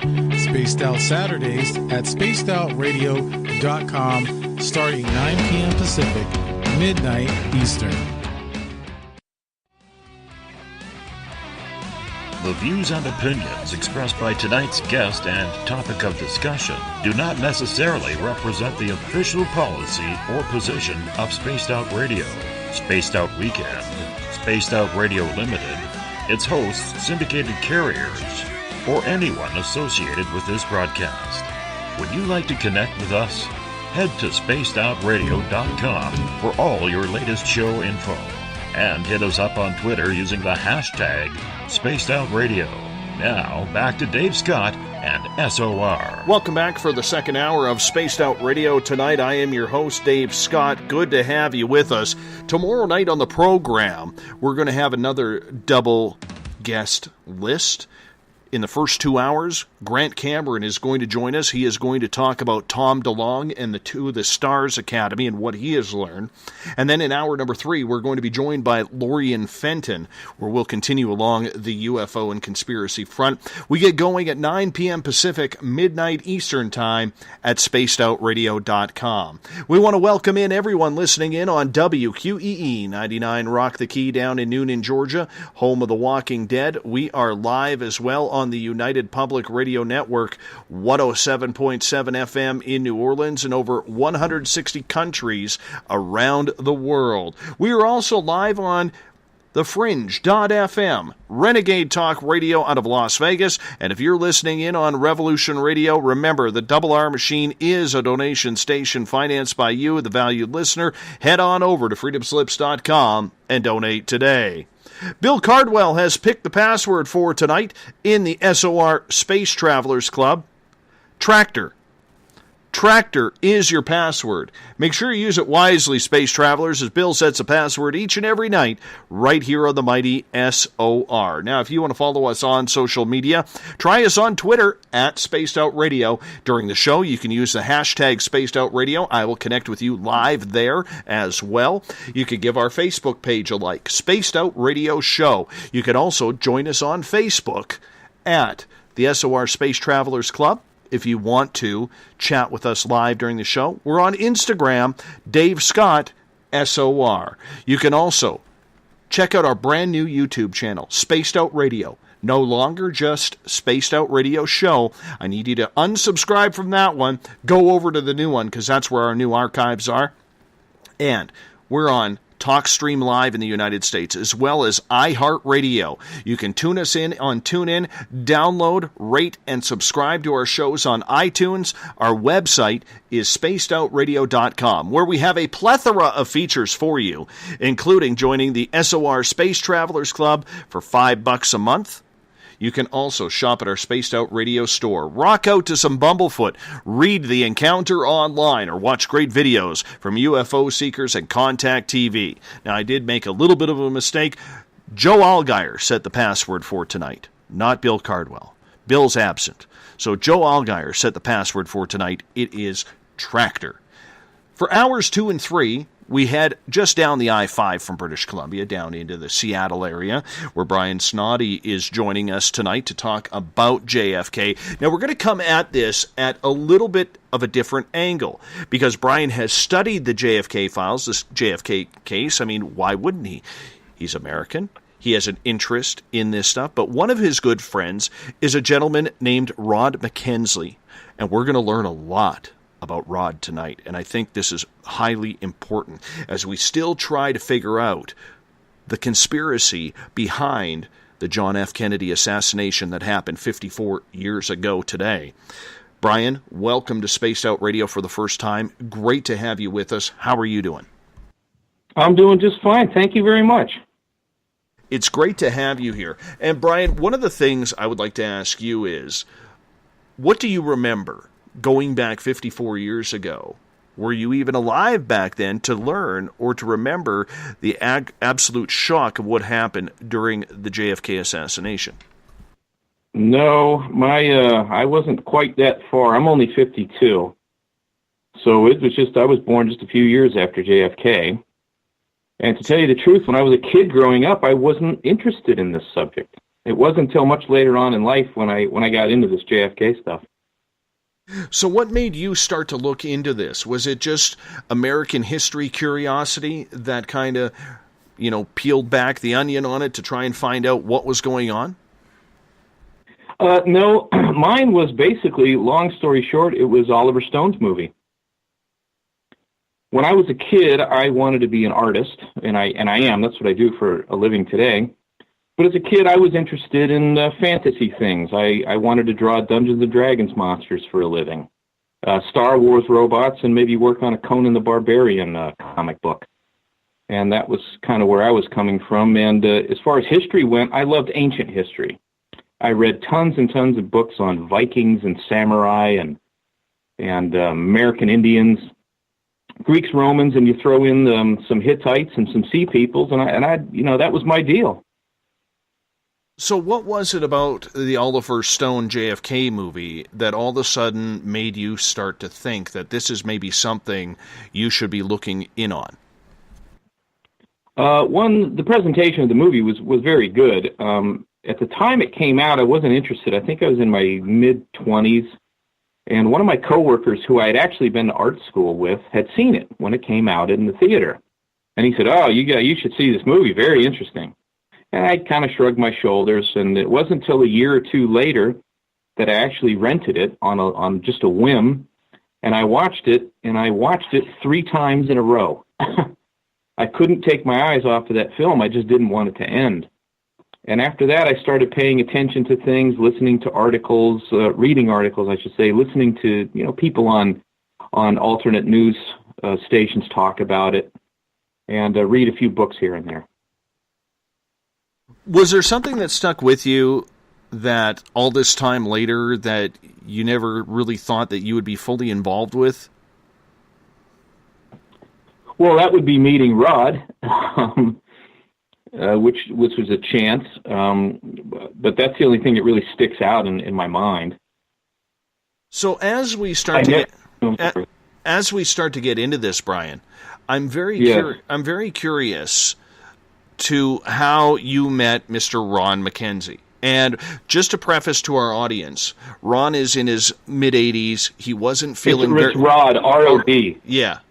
He wasn't feeling very, very good about coming on tonight. He was, at his age, he gets a little bit tired. He wanted to do the show, but just couldn't do it tonight, and we apologize about that. But Brian helps Mr. McKenzie out in order to help get the story out. Am I correct on that? Yes, I basically am the keeper of his tail. So, how did you meet Mr. McKenzie? Well, I was self-employed. I've been self-employed most of my life. I work for a company now, but at the time, this was about 4 or 5 years ago, and I came into my art studio and had some projects to work on, and I went onto YouTube. I was in the mood to listen to some Kennedy stuff, and I flipped it on, and I typed in Kennedy Insider. I remember this like it was yesterday. And this interview comes up, and it was about a year old at the time, and it was a story I'd never heard of. And this guy with this crackly voice says he had run a safe house in Dallas, Texas, and he had met some of the shooters, made phony IDs. He knew David Ferry, he knew Jack Ruby, and a bunch of other cast of characters. And at the end of this, he says, well, I'll talk to anybody. He says, write me a letter. And it's a P.O. box address here in Seattle. And I don't know what I was doing, but I quit, and I wrote him a letter, and a week and a half later, he wrote me back. And long story short, I met him at a coffee shop, and he agreed to have my friend Dan and I film an interview with him for 3 consecutive Wednesday nights in a row. And after that, I said, look, I think there's a lot more to you with this Kennedy thing. Can I keep coming over and talking to you? And we've been going strong for 4 or 5 years now. At some point, did you question whether or not he was telling the truth? At what point, I guess what I'm trying to ask here is, at what point did you realize he was the real deal? Well, at first, I didn't believe him. First, I thought the story was pretty a tall tale, But I threw some tests at him. And also, I'm not the only person to vet him. There was an author out there who had met him in the 90s. I'm not going to say his name on the air. I'll tell you off the air later if you want to know. I just don't want this guy getting any flack. And he had heard some of Rod's stories and decided, look, I want to write a book on you, but I want to check your story. So they traveled with another person. There was 3 of them together to Dallas, where Rod explained a lot of things. This place used to be this place, and they went into Baylor Hospital where he had worked and described the interior perfectly. And they had met a blonde guy who had worked in Jack Ruby's place as a piano player. And they talked to him, and afterwards the book was on. And for the next 5 weeks, this author was all hot to write this book until he was warned off of it. And in, I guess, a very dramatic way. And Rod was pretty upset because he really liked the guy, and he said it ruined a friendship as well as a book. When I had met him, I kind of gave Rod a little bit of a test. He had said that he had been doing burglaries on behest of the local mob in the 1950s in San Francisco. And I'm kind of a mob buff, and I thought, well, who was kind of running the show there? Well, that would have been Jimmy the Weasel Fratiano. And so I wrote 36 names down on a piece of paper when I first met Rod at the coffee shop. And after some formalities and a couple of minutes, I said, hey, do you know anyone on this list? And that was the first name he picked out. And then through conversations, he'd mentioned all sorts of other names, which I wrote them all down, and I as best as I could, looked them up and found these people were there at the time, he said, and running places that he had been to. And I was able to piece his timeline together, which made sense, and so I believe his story. Did you think at any time that this was going to lead down a long and notorious rabbit hole? No. I thought it would answer a few questions. I'd get some information. I'd meet this guy, and the first time I talked to Rod on the phone, he was kind of screaming at me a little bit. When I got the letter, he said, why don't you give me a call? And I had to kind of calm him down because he thought I was a cop. And so I said, look, why don't you just meet me at this coffee shop? And if you think I'm full of bleep, you can get up and walk out and never speak to me again. And he liked my honesty, and that's how we started the relationship. And he has quite a few other stories that are not Kennedy related, but they are mob related. And anyone who studied the Kennedy assassination and the mafia knows that there's a lot of crossover there. Well, let's take us back to Rod's story here from the beginning. How did he end up getting involved with the mob/CIA to be at Dealey Plaza that day? He started getting involved with the mob through a series of burglaries. When he got out of the Army in San Francisco, he became a regular at a bar called the El Rancho. And there he hooked up with this guy, William Alexander Morgan. And you can look him up on the internet. He's very colorful. And him and Morgan hit it off. And Morgan always had a ton of money, and he wasn't shy in sharing it. And one day admits to McKenzie he's doing burglaries on behest of the local mob. And he really needs a partner. He's having a rough time doing this stuff by himself. So McKenzie agrees, and the two of them start ripping off safes and doing burglaries all over the greater San Francisco area. When the cops get onto him, they go down to Los Angeles, where McKenzie meets gangster Johnny Rosselli. And now this is where he hits the big time. And the boys are doing burglaries in Los Angeles and Vegas too, quite a bit. And when it gets too heavy for them there, they go to Cuba. And Morgan becomes a revolutionary in Castro's army. After the revolution, Castro murders him. And Rod becomes a bartender, a service bartender at the El Presidente Hotel. But he starts making phony IDs for people for an extra buck or two. And one day he's approached by an Alphabet Agency character, a guy known only as Abe, who gives him the carrot he has to eat. And that's, you're going to be making phony IDs for us, which eventually leads him to Dallas. Was he tipped off at all about why he needed to be there?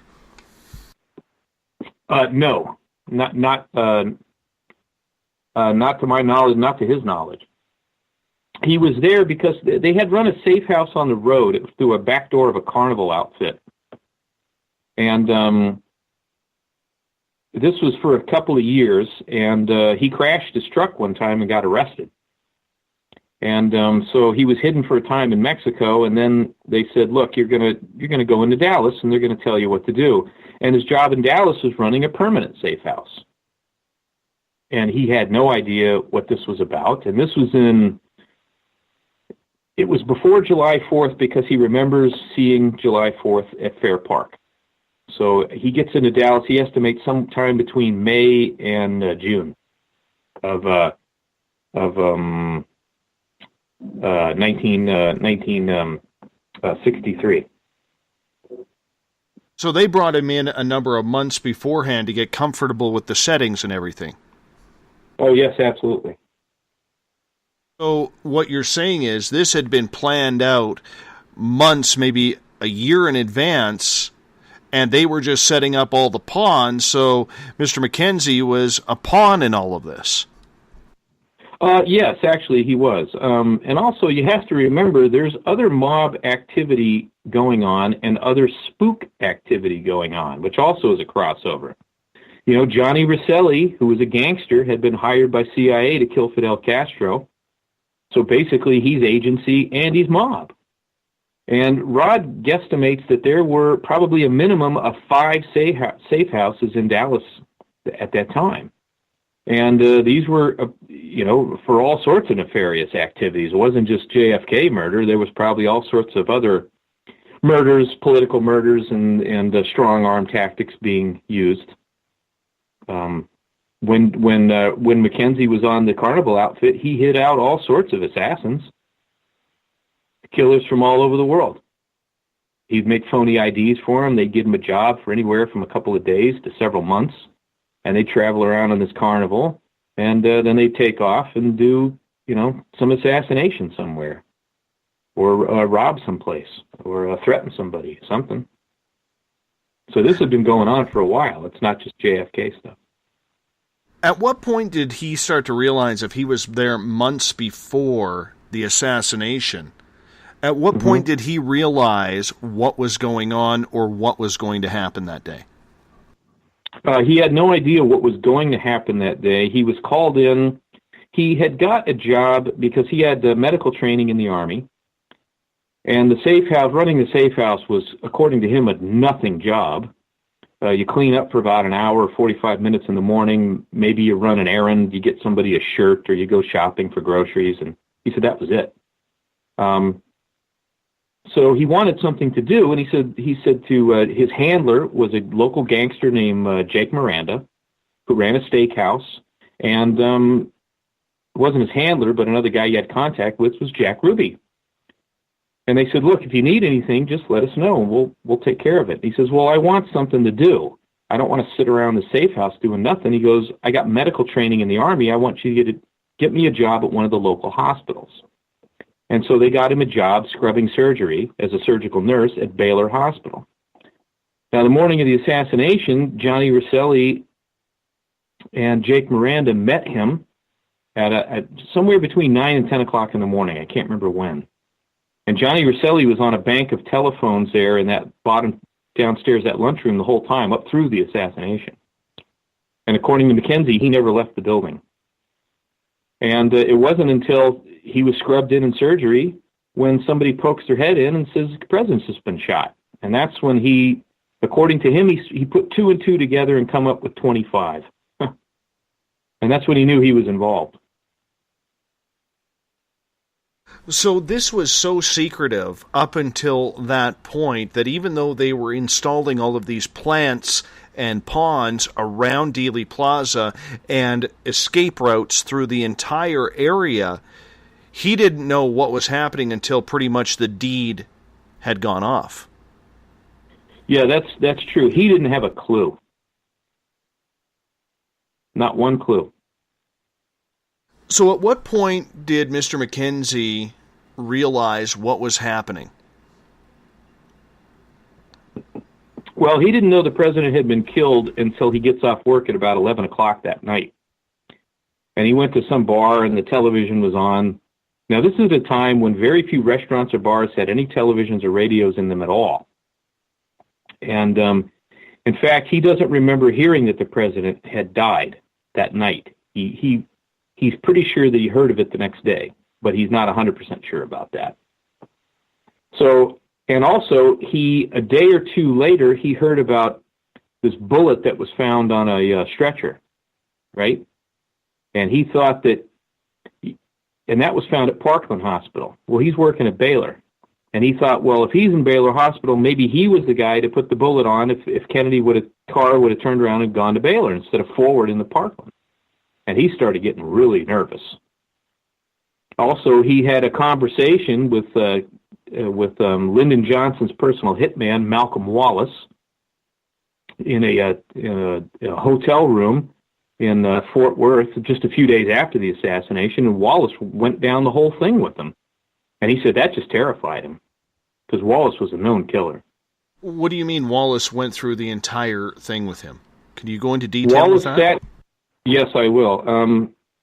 So a couple of days after the assassination, McKenzie gets off work at the hospital. He goes over to Jake Miranda's steakhouse, which was still officially closed. Now, McKenzie says this is really interesting. He goes, all these guys that were cursing Kennedy the day before he died were crying their eyes out the day of his assassination, which he found to be very funny and somewhat entertaining at the same time. And a lot of businesses closed for several days. Well, Jake Miranda's steakhouse was officially closed, but he knew people, he could get in, right? People were there. It just wasn't open for normal business. And it had been an old mob hangout for years. So he goes there, and who's in there drunk and talking loud is Malcolm Wallace, who was Lyndon Johnson's hitman, who I believe was on the 6th floor and probably shot at Kennedy. And Miranda comes over to McKenzie, and he says, look, you know Wallace, why don't you get him out of here? He's making a, big spectacle.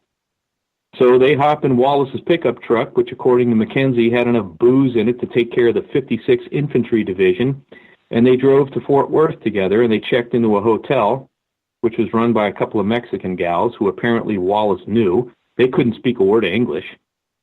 And they start partying with the girls, and they start having sex with them. And after they're done with the girls, in a drunken haze, Malcolm Wallace gets chatty and proceeds to tell McKenzie who the hit teams were comprised of, where they were located, and they had training in Red Rock, Colorado. And McKenzie records these on various scraps of paper and stuffing them into his pockets. He's got his pants on by now. And years later, he publishes this in a memoir called The Men That Don't Fit In. So they were actually training in Colorado. Yes. For this job. Yes, according to Malcolm Wallace. Now, how many of them were training? All of them, some of them, most of them? That I do not know. So how did he end up finding out that Lyndon Johnson, who would take over as president in the death of JFK, how did they find out that he had his own personal hitman? Well, Wallace had met Lyndon Johnson in 1950 through the Department of Agriculture. Right? He was a Texas native, and he was a real lantern-jawed tough guy. He was an ex-Marine. He was highly intelligent. Wallace also was skull and bones. Got his picture taken with George Bush and William F. Buckley. There's a famous picture of that. And he meets Lyndon Johnson, gets on his staff, and in 1951, he starts killing people for Johnson. There was a guy who was... Lyndon Johnson had a party girl sister named Josepha, who he later had killed. I believe Wallace was involved in that. And she was a, how can we say this? She was a sometimes hooker, bisexual. She loved drinking. She loved drugs. And she had a big fat mouth. And at the time, she was banging this guy named John Douglas Kinzer, and Kinzer was stooping Malcolm Wallace's estranged wife. And also, Kinzer was making a little bit of noise like he wanted to shake Johnson down for a couple of dollars. And one day, Wallace hops in his car. He drives out from the greater D.C. area to outside Austin, Texas. He pulls into the parking lot of the Butler Park Pitch and Putt Golf Pro Shop, because that's where he worked. Walks into the joint, and he just guns him down in broad daylight. Now, Wallace got a 5-year suspended sentence for that first-degree murder. Yep. So how did he gain favor of Lyndon Johnson? Because for a lot of people... Well, he had been working for Johnson, and he obviously killed Kinzer for Johnson. He killed his sister. He killed a lot of people for Johnson. According to Billy Solestes, who was one of Johnson's cronies who went to the joint for corruption, claimed that Wallace was involved in at least a dozen murders for Johnson. I mean, I hate to put it into perspective, but this almost sounds like what we are hearing a lot of these days with the Clintons. Of course, it's been going on a long time, and the Bushes too. The Bushes have a death circle around. The Clintons probably have the biggest. The Bushes have a good death circle around them. Several other presidents too. Yeah. Why did Johnson... I think the Clintons know more people murdered than John Gotti did. If you want to get down to it. Well, we may never know. And Yeah. we'll just take the tinfoil hat off right there for a second. Speculation, Dave, yeah. Allegedly. This is where we use the word allegedly a lot. Yes. But Okay. why did Johnson feel the need, and I want to focus on Lyndon Johnson here for a few minutes from what you've learned. Why did he feel the need at that time to have his own killing team? Okay, well, Johnson was involved in corruption from day one. Johnson had a very checkered past. He was definitely a psychopath. He had tied a stick of dynamite to a dog's head when he was a kid. He beat a mule to death in the middle of a street with an axe handle right in front of a bunch of people. He was a notorious liar. He was a notorious womanizer. And he had basically stuffed the ballot box, this famous ballot box 13, on his first run for office, for senator. And he won. And it was interesting because after a recount of said ballot box, there was 201 brand new signatures in alphabetical order in the same handwriting and the same colored ink, and that's what got Johnson across the finish line. Now that's going to take some murders to cover some of this stuff up here, Dave. You know? Absolutely, and let's face it, for every little lie, you have to create another lie to cover everything up, and that's the way it works, and crime works the exact same way. So basically, he killed his way to the top, is what you're saying. He lied his way to the top and murdered his way to stay there, in my opinion. That's the way I see it. So, in your opinion, in what you learned from Mr. McKenzie, yes, was Johnson the lead person in on the JFK assassination? No. No, according to McKenzie, he believes that Malcolm Wallace was probably the lead or the second or third in command of this thing.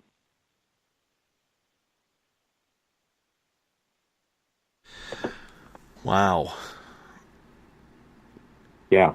If there was somebody that I wanted to put in charge of it, it might have been, and again, this is my speculation, it could have been Edward Lansdale. And explain to Edward Lansdale. Edward Lansdale was eventually became a Major General. He started out with the Air Force. Actually, he started in advertising. In World War II, he becomes an officer. And in World War II, Lansdale is involved in the capture and torture of a Japanese general who had, well, actually, they didn't torture the general. They tortured his aide, who I think was either a major or a colonel. It was his driver. To finding out where the Japanese had hidden all the stolen gold and jewels that they had ripped off through the South Pacific during and before the war, hidden in the Philippines. And much of this gold was recovered, and it was shipped over to 100 banks all over the world, which has been used to fund black operations for decades. And Lansdale was involved in that. He was involved in numerous political assassinations and government overthrows. And Lansdale is photographed in Dealey Plaza. So getting back to Wallace for a second. Okay. I mean, this kind of amazes me here, you know, as I try and tie it all together. You see, up here in Canada, sure, you know, where I am in the Lonely Sticks, igloos, and the odd moose walking on by, sure, we don't learn a lot of this type of insider history of what happened on the date of the JFK assassination. And to know that everything was tied together, when Wallace worked for Johnson, did he build a killing team for Johnson, or was he already introduced into a team? Here's the way I see it, and this is my speculation, is that Johnson needed someone to clean things up for him. His right-hand man that had been with him since his first political campaign was a guy named Cliff Carter, who was a lawyer, and he was Johnson's confidant. I believe Cliff Carter was the go-between between Malcolm Wallace and between Malcolm Wallace and Johnson. He was the in-between guy. Malcolm Wallace, in my opinion, was just a guy who had aspirations to become politically involved. He wanted money. He was motivated by greed, and he was willing to kill people. And Johnson put him to work, you know. As far as a killing network and machine, there are Texas oil tycoons who have connections to Texas Mafia and other killers.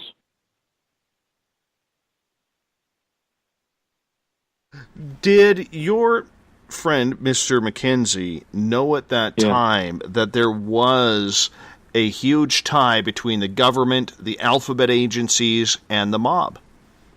Yes, because he was working for them. He was working for both. Because he was working for DISC when he was on the carnival circuit, and that's Defense Industrial Security Command. He had to report in to Johnny Rosselli and his buddy Delbert Graham, who also worked for DISC, who also worked in Hollywood, along with Johnny Rosselli, in making circus movies, and Johnny Rosselli was working for the CIA. So here you have a clear case of Hollywood, military-industrial complex, alphabet agencies, and the mob, which, by the way, I got big news for you, is still going on to this day. So he knew this right from the get-go. So Wallace then, Malcolm Wallace, had loose lips the minute you got some alcohol into him. Did everybody buy Did everybody buy what he said? Well, I don't know that, but Malcolm Wallace was a known killer. He was a scary guy, and he was a chronic alcoholic. He whether he's an alcoholic or just a heavy drinker could be debated. But Malcolm Wallace was an extremely heavy drinker. And when he got drunk, he started talking. But Malcolm Wallace was an intelligent drunk. He wasn't a sloppy drunk. And that's probably what kept him alive as long as it did. Now, you have to understand, Malcolm Wallace was killed in a mysterious car crash in 1971. So it didn't keep him alive forever. So you think that they knocked him out because maybe he was talking a little bit too much, even though he was calculated? Exactly. He was talking too much, and also he was asking for his money. Apparently, Wallace was promised $100,000, and Wallace wanted his money. And one day in 1971, he's driving his pickup truck, and he drives it right off the road. Now, again, I said he was a drunk a lot of times, and he often drove drunk. But here's the interesting thing here, Dave. Somebody must have not really wanted Wallace to come home that night because his pickup truck was rigged so that the carbon monoxide went right into the truck cabin. You know. By the way, that's a method that Wallace used to kill people, too. Carbon monoxide poisoning. Very, very interesting indeed. So when Wallace was telling Mr. McKenzie of what happened on that fateful day, November 22nd, 1963, could you break it down for us step by step on what he told your friend? Yeah, basically, the two were partying up with the Mexican gals, and I don't need to go into graphic detail what happened. But when they're done with the girls, they're sitting there, and Malcolm Wallace just starts talking and starts telling him who the hit teams were, who they were comprised of, and where they were located. And I just did a seminar on this on last Sunday here in Seattle, which will someday make it to YouTube, and it's called The Killers, and it's the people that Malcolm Wallace described who were there. And I talked a little bit about their backgrounds and who they're connected to and what happened to most of them. I would love if you could get into some detail of who these hit teams were. How many were stationed throughout Dealey Plaza? Well, we can do that. This is according to Wallace now, not according to McKenzie. I want to make this very clear. McKenzie is simply reporting what Wallace told him. This is Wallace's story. So I have to say this often because a lot of people will come out and say, "Oh, McKenzie said this, he said that." Nah, this part right here is all Wallace. Now, according to Wallace, on the 6th floor, he was there. A guy named Loy Factor, who was an American Indian sharpshooter, a hit lady named Esperanza Martinez, and Lee Harvey Oswald. But I have a theory about Oswald, which we can get into later or now, and that's up to you. Well, let's get into Oswald a little bit later. Okay. Now, that's on the first floor. I mean, that's on the 6th floor. According to Wallace, there's another team on the 2nd floor that he calls the command area. And there, according to him, is a hitman named George Reese, who I'd never heard of before, Jack Ruby, Carlos Marcello, and Cliff Carter, Lyndon Johnson's lawyer. Okay. Hold on a second. I got some notes here. I'm going to be digging through as we talk. Let's see. Marcello.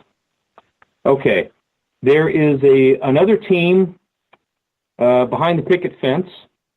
Those include 2 Texas Mafia guys that I never heard of, John Ernst and Clyde Faust, along with a guy named Joe Dugan, who he's a real interesting character. I can fill a book with his, and a Texas oil tycoon named Jack Grimm.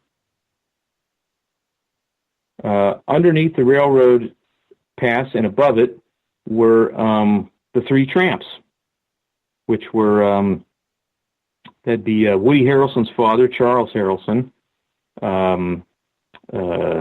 Who was the other guys? Charles Frederick Rogers, a guy named Dimitri, and Chauncey Marvin Holt. There's a team on the Dow Tex building and a team on the County Records building. So no matter what, I mean, what's that, 6 teams? Yeah, 5 or 6 teams. One was a command area. I don't know if there's, again, if George Reese had a rifle, I don't know, could have been another hitman there. And then I believe there was other people scattered around. Chauncey Holt said when he was there, it looked like a hitman convention. He said he literally saw contract killers from around the world. And Rod told me one time when he said when I was there, he said it looked like a mob convention. He said there were literally gangsters wandering around the streets. He said he recognized them from Florida, from Nevada, and from Chicago. What was the mob's hatred, in your opinion, with JFK? That would be that would be 1, they got Kennedy elected, and 2, when Cuba decided they were going to be communists, when Fidel Castro decided he was a communist, he threw all the mob guys out, had many of them arrested, and the Bay of Pigs was supposed to restore, some kind of democracy to Cuba, and it failed, and they blamed Kennedy for it. And you have to understand, a lot of American mob guys are really, as weird as this sounds, United States flag-raising patriots. They believe in the American way. Of course, they use it to their advantage, and they don't like communism because it hinders their business. So you have especially when Kennedy got elected, Bobby Kennedy was going after the mob, and this is supposed to shut it down. And when it didn't, these mobsters got really angry. So did Wallace then, going back to Dealey Plaza, as the JFK limousine starts rolling down the way, how did they know, if there were so many different teams there and Kennedy was not getting out of that situation alive, how did they know who was to shoot? How was that choreographed? I believe that there were signalers on the ground. There's the famous Umbrella Man. There's the famous the guy waving his hand next to the Umbrella Man, who we can talk about who they were. You have a radio on the 2nd floor by Cliff Carter. You got Lyndon Johnson's got a walkie-talkie in his car. You have to remember that one. And you have various spotters and radio people, communications people, along with the hit team. This is, it makes a lot of sense.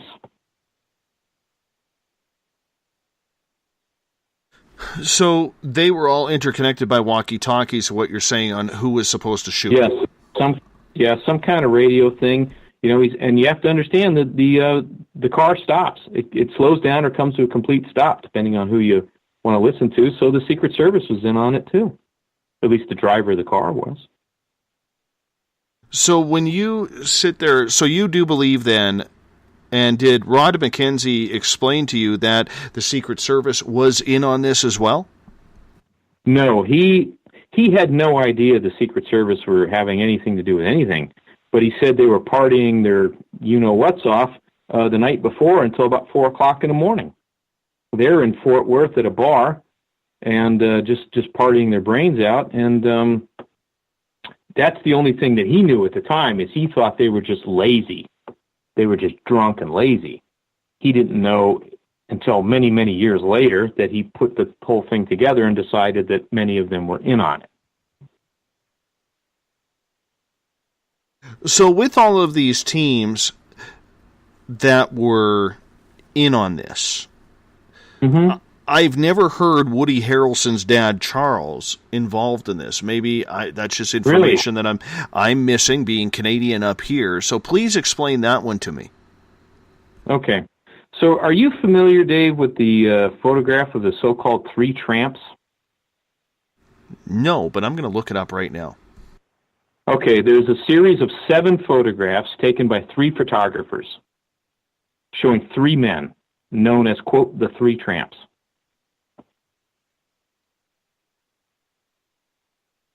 Okay.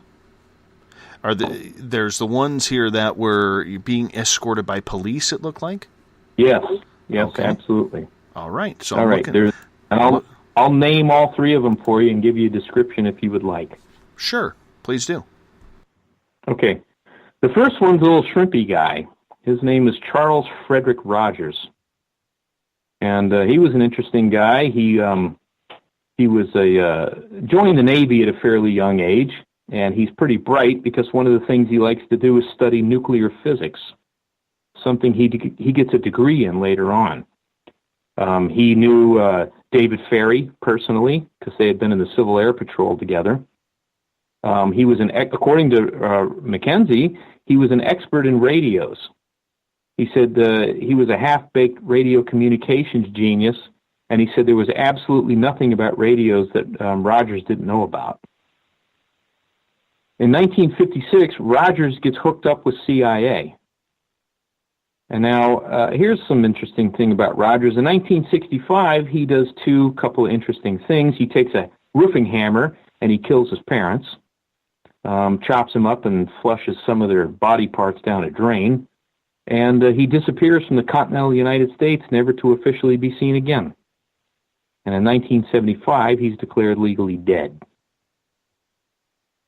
The second guy, the tall guy, that's Charles Harrelson. And that's actor Woody Harrelson's father. Now, Woody is on record saying that he believes, this is his opinion now, he believes his father was a CIA-trained assassin who killed people for the CIA.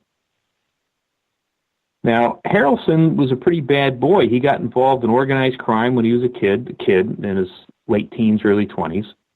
He was even a heroin trafficker for a short time. And we know he was a murderer because he was convicted of 2 murders, including of a judge. And how did he kill the judge? Well, he shot him in the head with a rifle from a good distance away. Hey, Dave, does that method of execution sound familiar to you? Sounds very familiar, yes. Yeah. Now, the last time he was arrested, he was coked up out of his mind because he was a big druggie. And he was screaming at the police that had surrounded the building that he was in Dallas and he was involved in Kennedy's assassination.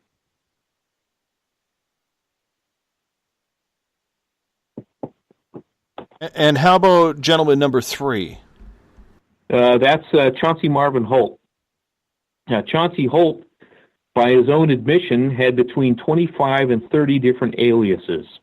Oh, by the way, before we get to Chauncey, Rod told me something very interesting. He said that Charles Harrelson and Charles Frederick Rogers used to travel around the United States together and do contract murders, that they were a contract murder duo team. And Rod had nicknamed Harrelson Frankenstein Head. because he said he had a big, huge Frankenstein head. And that was his nickname amongst certain people, was either Frankenstein head or Frankenstein. Now, when we get to Chauncey, had joined the Army Air Corps at a pretty young age, and he didn't like Army life very much, so when Pearl Harbor lit up, Chauncey went AWOL, got involved with a stolen car, he gets nabbed by the feds, he goes to a reformatory. In a reformatory, he meets members of organized crime, and when he gets out, he starts working for organized crime. And Chauncey turns out to be a gold mine because he's a good-looking guy. He's got the gift of gab. He's brilliant with numbers. He's so good with numbers, he ends up doing bookworking and accounting for mob outfits for years. He's got brilliant artistic ability, so he's forging documents and doing stuff like that. He can fly a plane, and he absorbs languages like a sponge. And so Meyer Lansky hires him, and one of Chauncey's gigs is he's working out of an outfit in Los Angeles called Lascaux, which is owned by Meyer Lansky and the CIA, and they make badges for law enforcement. Can you believe that one, Dave? That's very interesting. It's weird how everything just kind of synchronizes together. All the paths of their past lives and their histories with everything. Like it was like this timeline for everybody involved, that this is what it was meant to be.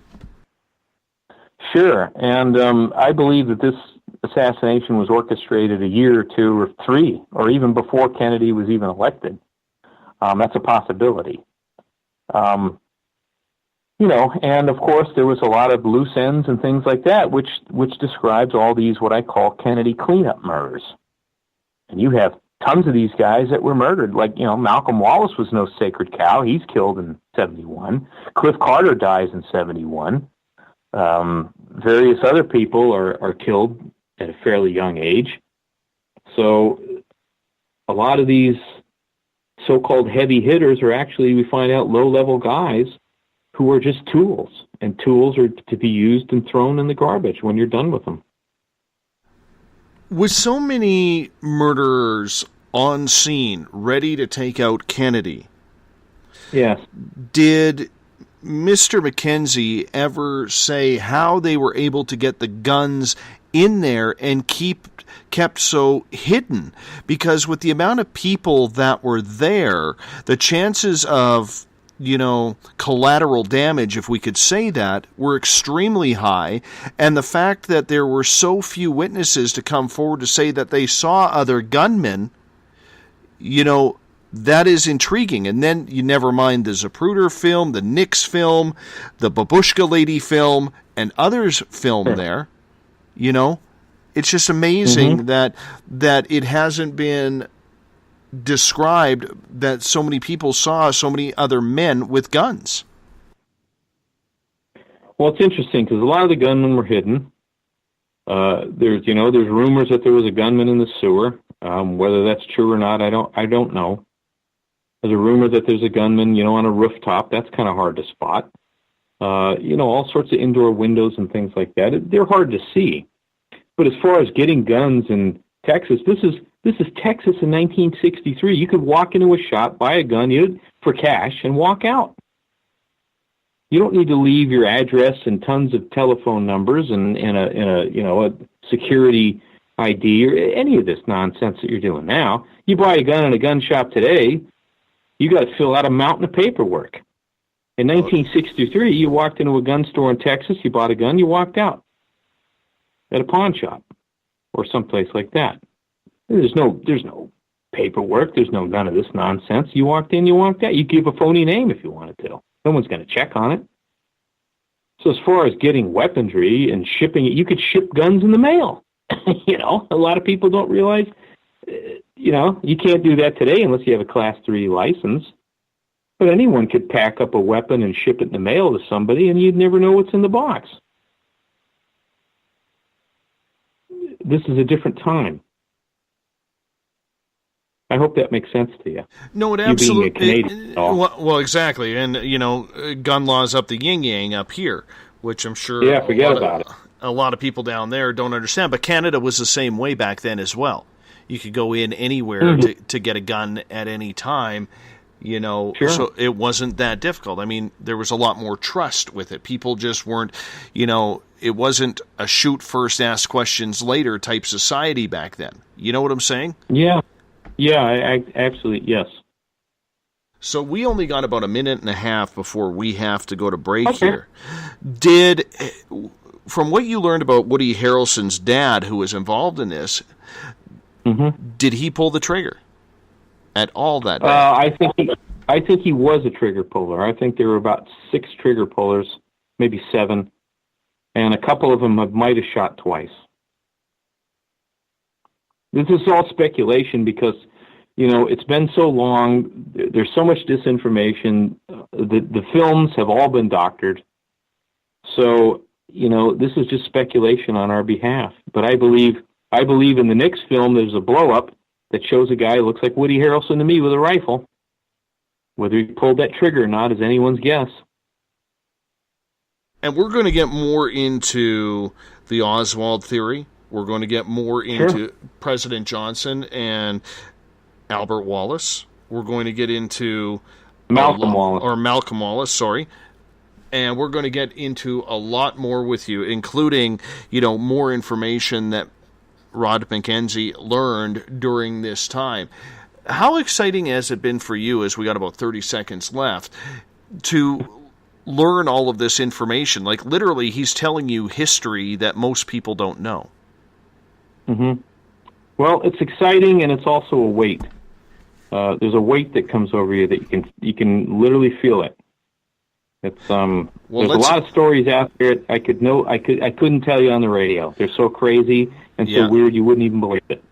Well, we're going to get into a few more of those. We'll see what we can pry out of you right after this. Our guest tonight for hours 2 and 3, Brian Snoddy, his good friend is Rod McKenzie, who has helped running a safe house during the JFK assassination in Dealey Plaza, November 22nd, 1963. You're listening to Spaced Out Radio on our JFK Assassination Anniversary Show. We'll be back with more conspiracy talk right after this. We're getting strange on Saturday nights. Hi there, this is Dave Cruz, and each Saturday, starting at 9 p.m. Pacific, midnight Eastern, I will take you on a tour of the weird and obtuse on Spaced Out Saturdays, from aliens to Sasquatch and every tinfoil hat in between. We got you covered. Join us at spacedoutradio.com for Spaced Out Saturdays. See you there. Not ready for bed on Saturday night? Right after Spaced Out Saturdays, hop on over to S4 with Corey Ruiz and me, Eric Cooper from Forest Moon Paranormal. With S4, there are no limits to what we try and uncover. From government conspiracies to helping clean up the paranormal, no topic is safe on S4. We get to the heart of the matter, of the subjects you want to learn more about. So tune in on S4 starting at midnight Pacific, 3 a.m. Eastern, only on spacedoutradio.com. Have you had an experience you can't explain? Would you like someone you can trust to look into it? We have just the place. The SOR Sightlines Report is the place for you to find answers. Whether it's Bigfoot, UFOs, Dogman, ghosts, aliens, or anything strange, the Sightlines Report will get you connected with one of our expert researchers to find out what's going on. All of your personal information is kept 100% confidential. The SOR Sightlines Report, a place for you to find the answers you need. Only at spacedoutradio.com. Hi there. I'm Butch Witkowski, lead investigator with U4 Cop. On the final Monday of every month, you can listen to me and host Dave Scott on Spaced Out Radio's Strange Days. We're going to get to the heart of the matter when it comes to what's happening out there. People are seeing and experiencing things from ET contact to Bigfoot, and I want to hear about it. Your experiences are what we investigators need to help solve these unknown mysteries. So tune in at spacedoutradio.com to the final Monday of every month from Butch Witkowski's Strange Days. This is Eric Markham, news editor for the Spaced Out Radio's The Encounter Online. We have put together a great team of writers and journalists from all over the world to bring you top-quality paranormal stories From alien encounters to the latest conspiracies, you won't find any of that fake news here. True stories and top-notch reporting as we look to bring these experiences to the mainstream. The Encounter online, only at spacedoutradio.com. Do you want to know the truth? Do UFOs exist? Are aliens real? Are the governments hiding the biggest secret in history? We're UFO seekers, and we're on a hunt for the truth. Subscribe to our YouTube channel and follow along with us as we journey across the United States, visiting UFO hotspots and alien hotspots, trying to document the UFO phenomenon. Catch us on Spaced Out Radio every third Monday of the month as we discuss Area 51, UFOs, and more. And also, don't forget to subscribe to us on YouTube. Patrolling the Pacific Northwest, we are always on the lookout for the strange and unassuming stories that real people are experiencing. Hi, I'm Vincent Zunza from Pacific North Weird. Me and Alexandra Sullivan have teamed to bring to you those odd stories that never seem to make it into the mainstream. Stories so weird that will leave you scratching your head wondering, is this real? It's as real as it gets with Pacific North Weird. You can watch our videos right here at spacedoutradio.com.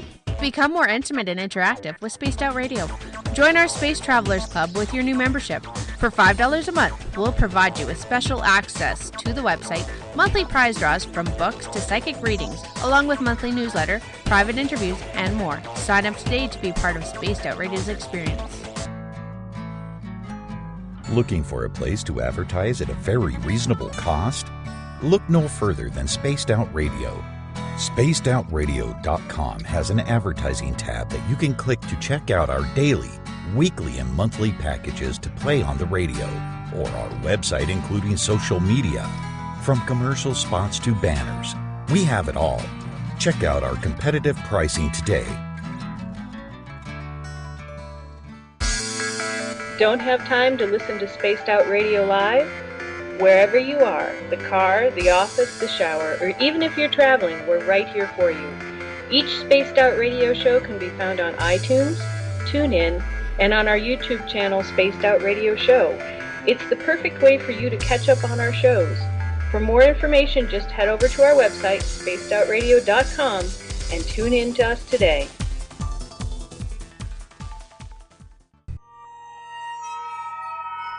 You hear footsteps in the empty room above you. A rocking chair begins rocking by itself. Don't be afraid of the things that go bump in the night. Reach for Spirit Storybox, the iPhone app the Huffington Post UK called the only ghost hunting app you will ever need.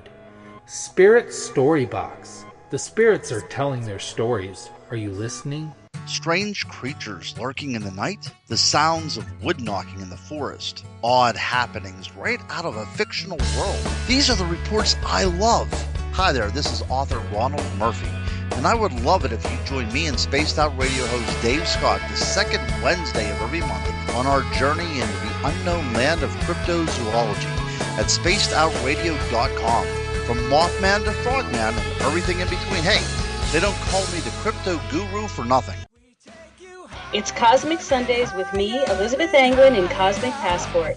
Let me take you down a 3-hour spiritual journey where we will get into everything from ET contact to Psychic Sundays. It's a journey of listening and learning together with some of the best professionals in their fields. You can tune in to Cosmic Passport at spacedoutradio.com every Sunday, starting at 9 p.m. Pacific, midnight Eastern.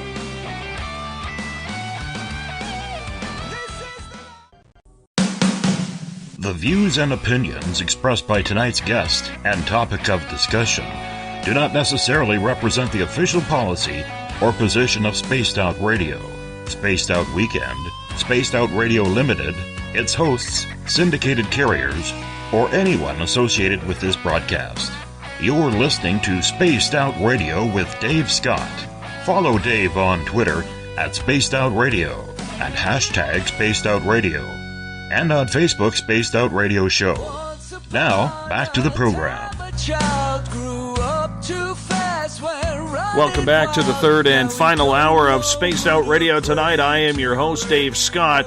Great to have you with us. Tomorrow night on the program, we got another double feature. The first 2 hours, UFO researcher Grant Cameron is going to join us. We're going to talk about Tom DeLonge and the Two of the Stars Academy.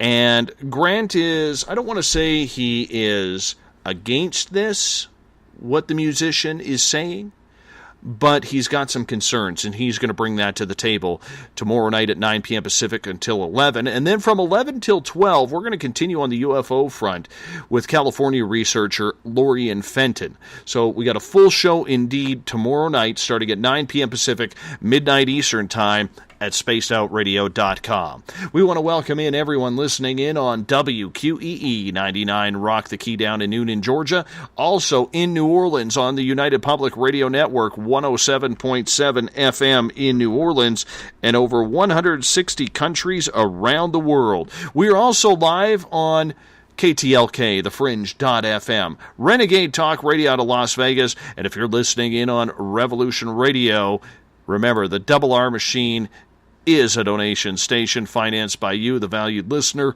Head on over to freedomslips.com and donate today. Joe Allgaier has set the password for tonight in the SOR Space Travelers Club. Tractor. Nice and simple tonight. Tractor.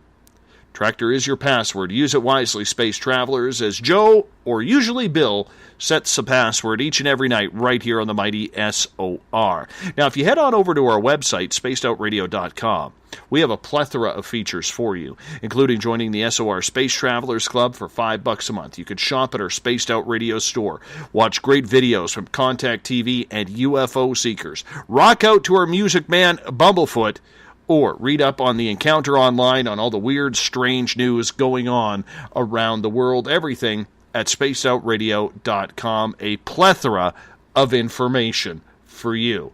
In hour number 3 here, Brian Snoddy, and I want to apologize public to you, Brian, for mispronouncing your last name in the show. Everybody does it. Well, I do want to apologize. That I got to tell you, in the amount of time I've spent in radio, there's nothing more that makes me cringe more than pronouncing someone's name wrong. So I wholeheartedly apologize to you. That's a Canadian in me, so you have to accept that.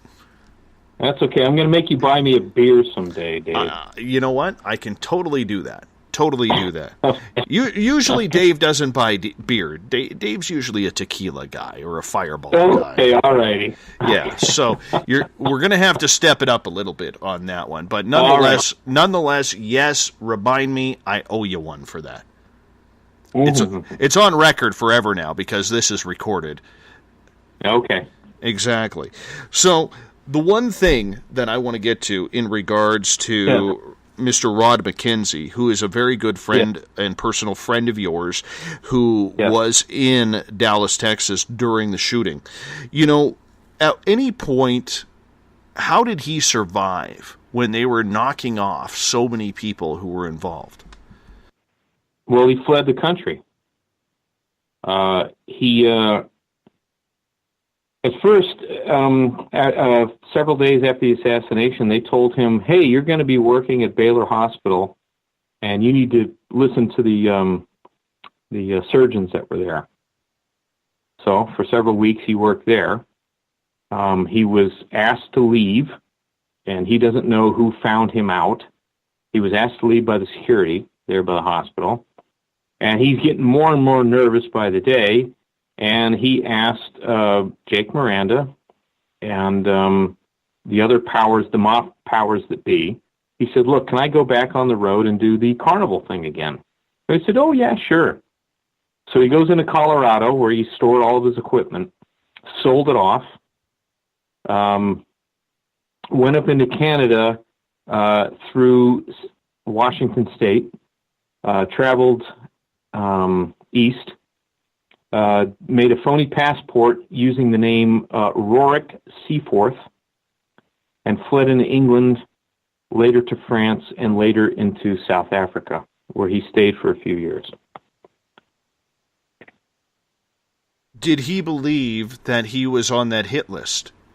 On the clean list? He believed that his life was in danger. That's all I can say. Whether he didn't believe that he was going to be killed, he believed that his life was in danger. So when he went on the run, how long was he on the run for? A couple of years. eventually he came back to the United States in through New York City, where he stayed for almost a year. He lived at a VA hospital kind of crazy house for a while, hid out there. And eventually he went back to Sam Giancana and said, look, can I come back? And he said, sure, you square it with Rosselli and everything's cool, and we'll put you here in Chicago, and you have a good life, which he did for several years later. And also in the early 1970s, he was in the Philippines running a circus with Johnny Rosselli, who was, they made a lot of money through this little circus. How long was he involved with the mob for, or is Rod McKenzie still involved with the mob? Is it something that you ever get out of? Yes, he is not involved in the mob, nor any other criminal activity today. He's completely clean. The last time he was involved in the mob was in the 1970s. He was an FBI informant where he was helped set up an arson case where he became a part of witness protection for over a year. And eventually he came up to Seattle in the late 1970s after he was thrown out of witness protection. Why did he get thrown out of witness protection? Well, they have something called the 3 strikes rule, where you do 3 bad things, they throw you out of witness protection. So he was moved to, I think it was North or South Carolina. I think it was North Carolina. He's put in a house, he's given a job. Well, he didn't like the job, so he got a new job. That's strike 1. He used a phony ID that he made to get the job. That was strike 2. And how can I say this politely? He started banging his FBI handler. And she ratted on him, and that was strike 3. And he was thrown out. Yeah, you never want to do that. Sleeping with your FBI handler is not a good one. Yeah. Yeah, you just don't want to do that. Did he ever make a comment about President, or soon-to-be sworn-in President, Lyndon Johnson, and the photograph that was taken on Air Force One with Congressman from Texas, Albert Thomas, and the wink? No, he never made a comment about that photograph, but he had met Lyndon Johnson 1 or 2 times before. He described him as a snake. Johnson and other high-level power players, including FBI Director J. Edgar Hoover, would meet in Dallas at this hotel. They'd have these like card games and stuff like that. And he played something called a stick. And a stick is a guy who's sitting there winning, but he's winning for the dealer. So he looks like a regular player, but he's not. And he gave J. Edgar Hoover one time a mailbox or a lunchbox or something like that. Not a mailbox, a lunchbox type of thing, filled full of cash to him one time. And he said everybody there was, especially Johnson, using tons and tons of profanity, more than usual, and gambling and doing all sorts of interesting things. And this was all kind of a slush fund for various operations Johnson was running. He hated Johnson. He thought he was a terrible person. So was he surprised to learn that that happened, or did he ever talk about that incident at all, even though he wasn't informed on it? Yeah, he saw the photograph and wasn't surprised and thought Johnson was a snake. And, that was about it. And, he didn't comment too much. You mentioned that there were 6 different hit teams and hit squads on there. How many bullets do you think were fired, or does he know who actually pulled the trigger on that day? No, he was not involved. My speculation, I believe there were at least 11 shots, possibly as many as 14. That's just my speculation. You also mentioned one of the shooters was a gentleman with an interesting path named Joe Dugan. Or Dugan? Joe Dugan. What was now, his story? I don't know if Joe Dugan was a shooter, but Joe Dugan was there, and the only information I have from him is McKenzie himself. So what was Dugan's story? Dugan, according to McKenzie, Dugan was a guy who was a cleaner. Now we're going to get to what that name means here in a minute. But Dugan he was born in Ireland. He moved to Canada when he was a young guy, and he joined the army during World War II. He was underage, and he lied about his age to get in. And he eventually became part of the 1st Special Service Force. Do you know about this one? No, Dave? Fill us in. So, you ever heard of the Devil's Brigade? Yes. Okay, well, that's the name of the outfit. That was the nickname of that outfit. And Dugan was part of Devil's Brigade. Now, I went on, First Special Service Force has a website. I went on there, and I could not find Dugan's name. Now, this doesn't surprise me because not only did Dugan lie about his age, he possibly lied about his name. He used the name Brunin. He used the name Sullivan. And when he gets out of that 1st Special Service Force, the Devil's Brigade, and they saw a lot of heavy action in World War II, he becomes part of a mafia outfit in Canada, run by the McKenzies, not McKenzie. This is a different outfit here. But eventually he makes his way into Chicago, where he becomes a cleaner. And a cleaner is a guy who gets rid of dead bodies for you. You got one laying around, Dave, he's going to get rid of it for you. And then he cleans up crime scenes for you. He puts together hit teams, and he carries out assassinations personally. He's like a one-stop shop for all your contract murder needs. And he was in Dallas a couple weeks before the Kennedy assassination. McKenzie saw him in a bookstore. And according to McKenzie, Dugan cleaned up the safe house that he was in. Now, McKenzie was moved out of that safe house a couple weeks before the assassination. He didn't know, what was going on. He was moved into the, I think it was the La Cabana Hotel. And when he gets back, the safe house is completely redone. There's new carpets, there's new walls, there's new floors, there's new fixtures, everything. And this is obviously to get rid of any human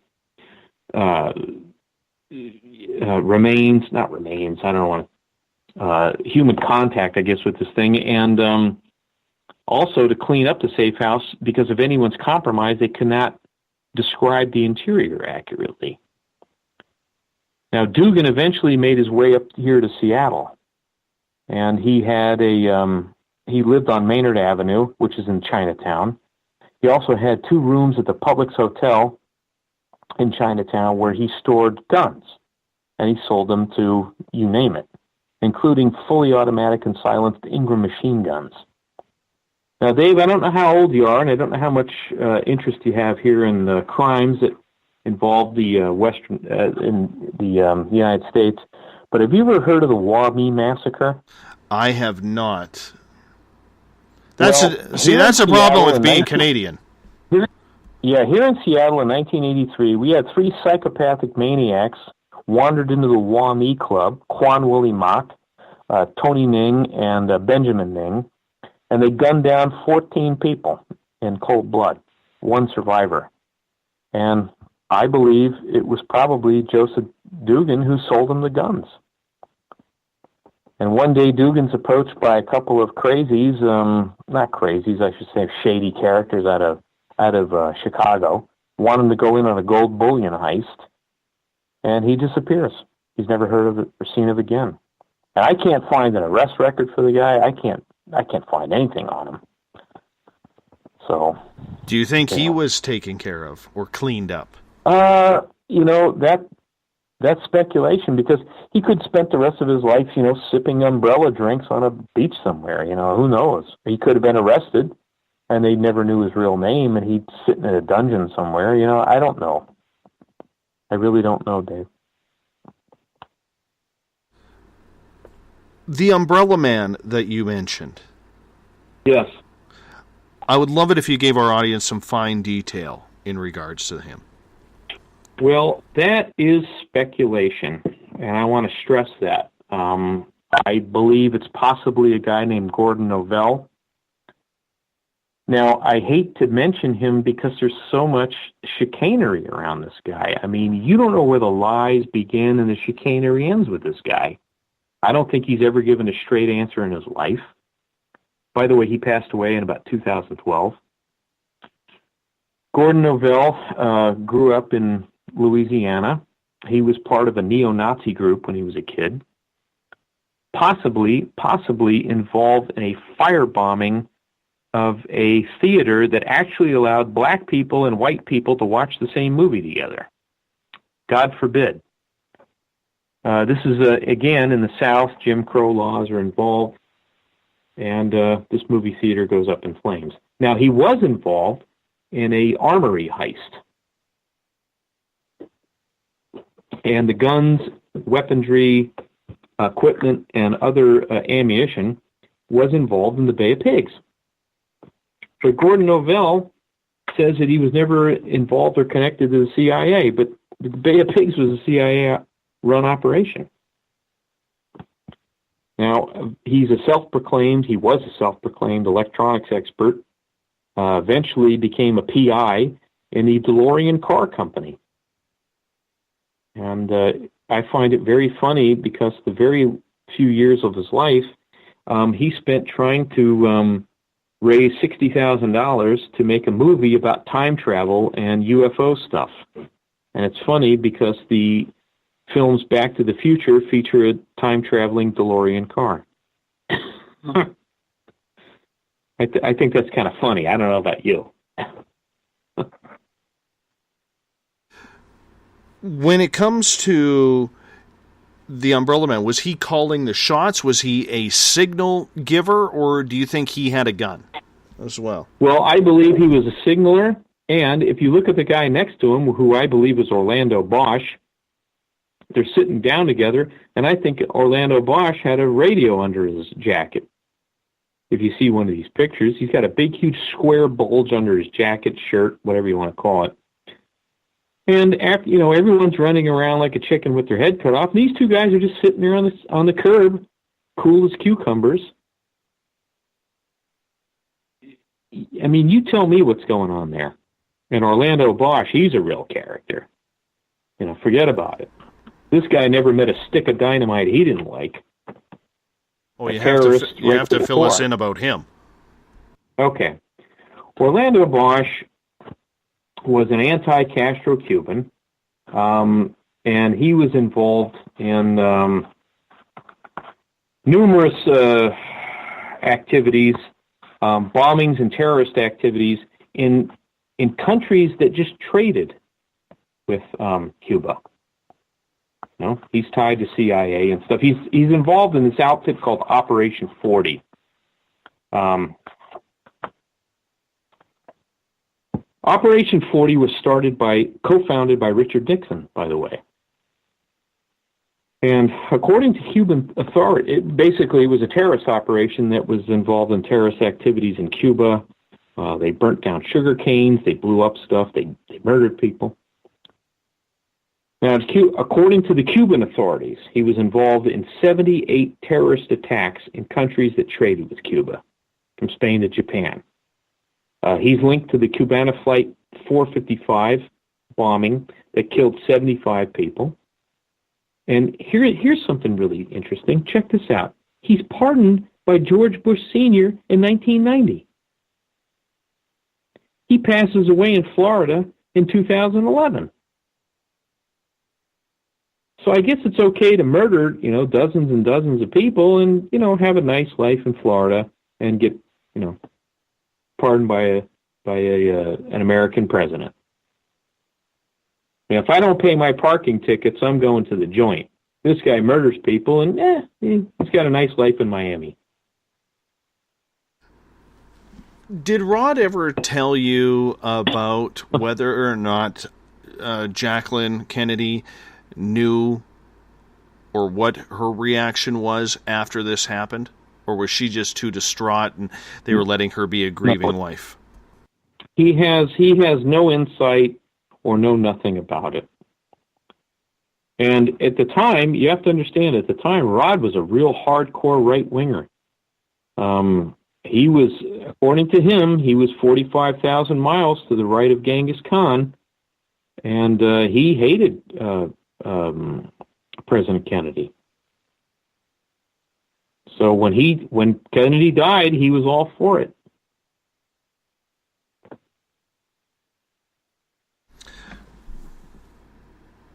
How did a lot of these guys get out of Dallas so quickly? Were the police paid off?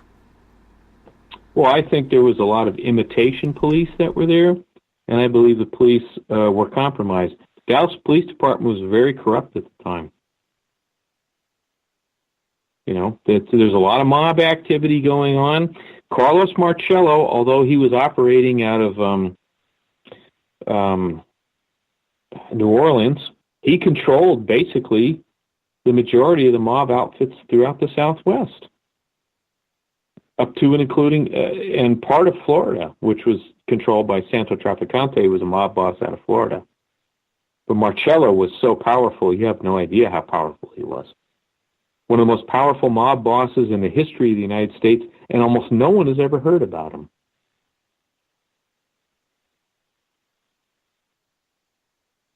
What about Jack Ruby? Now, you mentioned that Jack Ruby had been in the same area and the same room as Rod McKenzie. What did Rod know about Jack Ruby? Rod met Jack Ruby when he first came into Dallas, his first day. Now, here's an interesting story. So, Rod is hiding out in Mexico.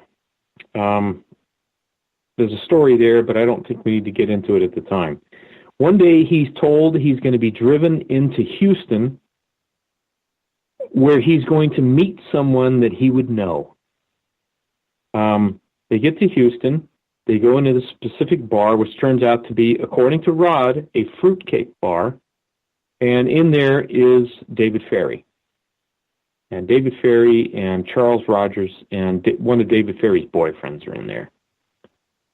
And he says, "Oh, hi, Rod. You know, we're gonna go to Dallas tomorrow, and blah blah blah blah blah. You want to stay with us tonight?" He said, "No, I got a room." He was shacked up with some cute little girl named Bethel. Anyway, the next day they take off in a car, and he said it was a car ride from hell. He said Ferry was a maniac behind the wheel. He said he never stopped talking, except when he was popping pills. And eventually they get into Dallas, and they get to this place where he's going to meet Malcolm Wallace. And this is Rod's introduction to all this stuff. He's introduced to Malcolm Wallace, and eventually J.D. Tippett walks into the bar. And then they take over, they go to Ruby's place, and they meet Jake Miranda. So he meets all four of these people on the same night. And then Rod has a good time with the girl on Ruby's desk at that night. So that was very memorable to him. So did he know much of the Jack Ruby legacy, or that Jack Ruby would be the one to knock off Lee Harvey Oswald? No, he had no clue of any of that stuff. In fact, he didn't like Jack Ruby. He used to call him the Penguin.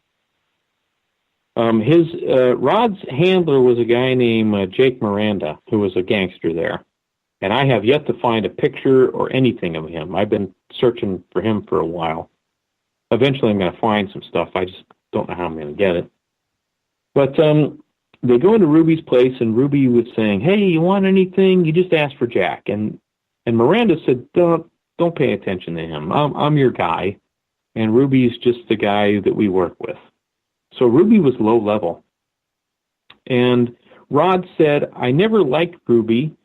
He was mean." He said he watched Ruby punch a drunk guy in the face one time, just cold-cocked him. But he said Ruby was always really nice to him. He said anytime he called him, he had a problem or he had a question, Ruby would help him, but he never liked him. But he didn't know how deep Ruby was connected to anything. He had nothing, no knowledge of, killing anyone or any of that kind of stuff. I hope that makes sense. So let's get into Lee Harvey Oswald here. Take us back to Dealey Plaza and maybe even before that on how Rod McKenzie got to know Lee Harvey Oswald. Rod never knew Lee Harvey Oswald. He had met him one or two times, just a couple times, seen him, and he was warned not to talk to him. He was warned by somebody I can't remember. And he was also told, this is what he was told now, he said Oswald and Ruby were queers and that they had a gay relationship and you should stay away from them. And that was told by one of Ruby's dancers. And Rod said, I never confirmed this. I don't know if it's true, but that's what I was told. Now, he said, I knew that Oswald knew Ferry, and he knew Ferry was gay. So I just put two and two together, and I just assumed, okay, they're all gay, and I'm going to do my thing over here, and they're going to do their thing over there. And that was all that was to it. There was nothing else really. I hope that makes sense. Well, at the time, apparently Lee was dating a lady named Judith Very Baker. Yes. Rod believes he might have seen her once. He said he was coming out of Ferry's apartment one day and he saw this really good-looking younger lady walking toward there. He said that might have been her. That was it. Did he ever speak about the reporter who knew too much? Her name was Dorothy Kilgallen? No, he never said anything about her. I talked about her with him, and she had connections to Mae Brussels, and Rod spent a whole week with Mae Brussels once. Was her reporting quite accurate? Did he know if she was actually getting close to breaking in the truth, and that's why she was suspiciously killed? He believes it, but he has no evidence to support it. Getting back to Oswald for a second, when did Rod learn that Lee Harvey Oswald was the man who was arrested? That I couldn't tell you. I have no idea, because again, Rod's only connection was through the television and other people talking, and he's scrubbed in at surgery, and he's going to that hospital every day, and there's no TV sets in bars at that time. So he had no connection to it. He didn't want to know. Here's the thing about Rod that you have to really understand. This is a guy who did not ever ask questions. When he was told what to do, he did it, and that was it. And he believes that's one of the reasons he's still alive today. He never asked questions. Which makes it very frustrating for, people like you and me, but it kept him alive. Did he ever find out if Lee Harvey Oswald was just wrong place in the wrong time to get arrested, or was he made the patsy? He believes Lee Harvey Oswald was made the patsy. We never really talked about this a lot, but he believes he was made a patsy. And Rod believes Lee was into stuff that he says. But he has no personal knowledge. It's just what he calls mob scuttlebutt. Does he believe that Lee Harvey Oswald had the capability of firing a gun that is very sufficient for the job? No. He doesn't believe that ever existed. Was he in the tower on the 6th floor? Well, according to Malcolm Wallace, Lee was there for a short time. Now, here's something interesting, and this is where we're going to get into speculation and some weird stuff. Okay, so strap your seatbelts on out there, people. So in the conversation in the hotel room, Oswald, Malcolm Wallace said to McKenzie, he goes, "Look, Oswald was up there on the 6th floor under a spell." Now this is weird. Now, does he mean a hypnotic spell? Because Lee Harvey Oswald's weirdo buddy, David Ferry, was an expert in hypnotism. And he met Oswald when he was 15 at that Civil Air Patrol. And David Ferry often hypnotized a lot of those boys. And David Ferry was also involved in an MK-Ultra mind control experiment for the CIA. Or at least he had the paperwork on it when they found him dead in his apartment. Now, here's what I think happened. This is my speculation. I think Oswald was up in that 6th floor, for a very short time. Now, whether he had that gun in his hand is anyone's guess. I personally don't believe he had that rifle. I don't believe he ever even saw that rifle. He's under hypnotism, or he's acting like he's under hypnotism. And a couple of minutes before the hit parade goes off, he goes downstairs out the front door where he's photographed in the doorway. That's what I think happened. What do you say, Dave? I think he had to be in place. I think that he was probably holding the rifle, but with all the studies that have been with that rifle after the shooting by registered marksmen and military snipers who couldn't pull off that many shots in that quick a time, I believe that, especially with that accuracy, I believe that, he definitely didn't act alone. But, I mean, still the big question is, did he pull the trigger or not? I mean, looking at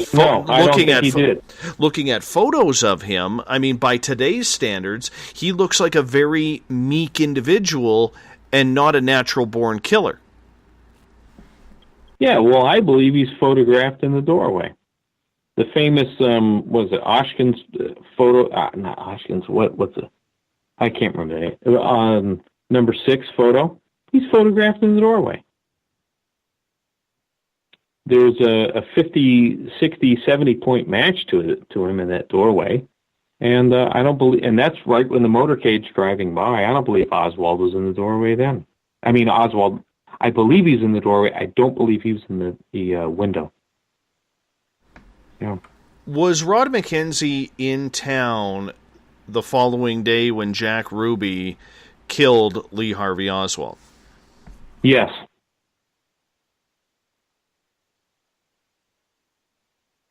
So was he surprised that Ruby did that? He never talked about that, at least not to my memory. He has. I don't remember having a discussion about him killing Oswald, except one day I noticed that through a long series of events, which I will not go into, that Oswald's pulling the trigger with his middle finger, and that's an assassination technique. And Rod knew that technique, and we talked about this photograph, and we talked about who we think maybe had trained Ruby to kill Oswald, because he has to do an assassination.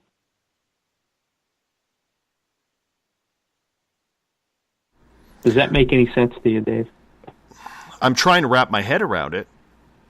Okay. All right. We can get to the bottom of this. We got a few minutes left. Absolutely. I mean, that's what it's all about.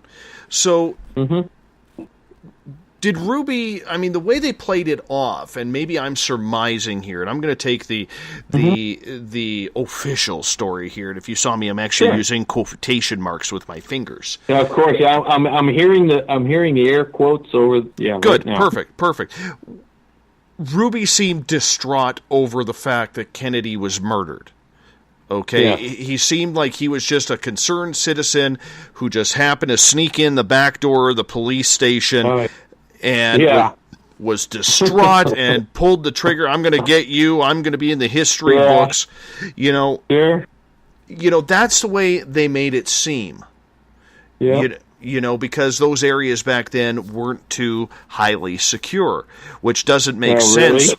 Which makes sense considering, which doesn't make sense considering you're walking someone down a hallway who's just murdered a president. Yeah. Allegedly. Yep. Yeah. So you have to figure that Jack Ruby smuggles a gun past 75 armed police officers to shoot the most famous person in U.S. custody live on television. By the way, for all you history buffs out there, this is the first televised murder. Televised murder. Yeah, and then he does that without any help. Of course he knew somebody. Jack Ruby literally knew the names of hundreds of Dallas police officers. That club that he had was a big, huge cop hangout. All cops hung out there. Ruby knew half of them, if not more, by name.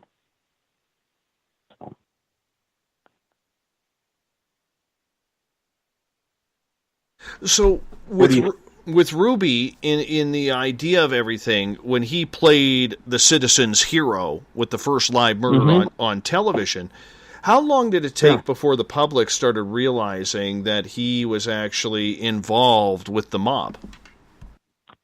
Well, that, I don't know, because I'm sure the people who knew Ruby would know he was a mob guy, and people who didn't know Ruby, they would have no clue. When I was a little kid growing up in public school, and I went to religious school too, it was all, Lee Harvey Oswald shot the president, and that's the end of it, and bye-bye. So, I had no special information or anything. Nobody did, unless they were gangsters or people who knew things at the time. So that one, I couldn't really tell you, Dave. Did Rod ever mention how Jack Ruby got into the police stations with so much ease? No, he never said anything about that to me. He just assumed that he knew cops and they let him in. Did he, when he was warned to stay away from Lee Harvey Oswald, did he have any inkling as to why? Because of what was going to come down, or did he? No. Was it one of those don't ask, don't tell? Nothing. Yeah, it was just stay away from him because him and Ruby are queers, and you don't want to get involved in that kind of lifestyle type of thing. That's what he was told. So after the whole Ruby thing happens with Oswald, what was Rod's reaction to finding out about that? Because now he knows one person is dead, one person whom he was just with is now a murderer on live TV. What's going through his mind at this time? Oh, he's terrified. And by the way, just a couple of days, he goes into Malcolm Wallace's in that hotel room, and Wallace talks about the killings, and Rod's terrified. He's terrified. Did he think he was doomed with that conversation with Malcolm Wallace? No, he was just afraid. And by the way, he didn't think he was doomed because Wallace passes out. According to Rod, this is what happened. Wallace gets so liquored up, he passes out with the Mexican girls, and Rod takes a bunch of serapes that were all there, and he covers everyone up. He walks down the street to a bar, asks some guy, they're playing some kind of shuttlecock game, and he goes, "Hey, look, I'll give you $10 to drive me into Dallas." And the guy said, "Sure, I'll drive you in there, and just give me 20 minutes left to play my game." And Rod goes back into Dallas, and he goes back to the La Cabana Hotel where he's staying, and that was basically the end of it. I don't think he ever saw Wallace after that. But when he gets back, he's pretty terrified.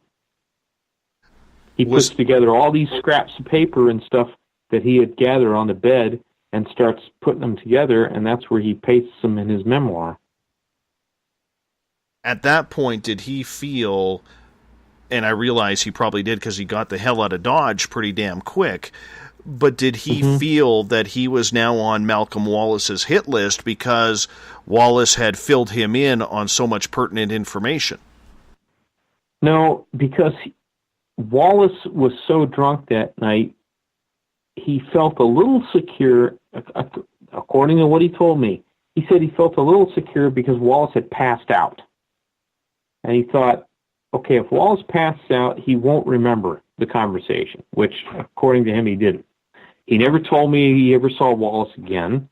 But he was really afraid because there was a lot of people in Dallas who were getting killed. A lot of weird stuff was being talked about. He said there was a lot of, again, he calls it mob scuttlebutt, and he's getting more and more afraid. And then when he was told to work for Parkland Hospital, and then when the Parkland officials told him he had to leave, he got terrified, and that's when he wanted to go. Did he happen to know if any of the Bush family was involved? No, he never said anything about that. In fact, he says that people want to try to tell him that they were involved, and he says he has no knowledge of it. So getting back to Jack Ruby there for a second, did he ever talk with Jack Ruby again before all of a sudden Ruby comes down with an incurable cancer? No, he never spoke to Ruby after that. He never had any contact with him when he was in jail, ever. Does he know if maybe Ruby was injected with some sort of cancerous cell? He believes Ruby was injected because he heard the story, and he believes it. So fast forwarding today, where the JFK files were recently released, what was his comments on the documents that were released? He had none. He thinks it's all going to be nonsense. How come?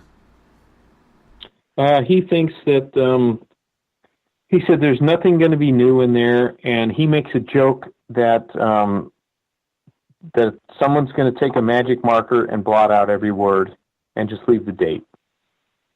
He said that multiple times. What about the hidden files, though? Does he think the same thing for the hidden files that the CIA, the NSA, and all the alphabet groups are trying to get President Trump to hold back on?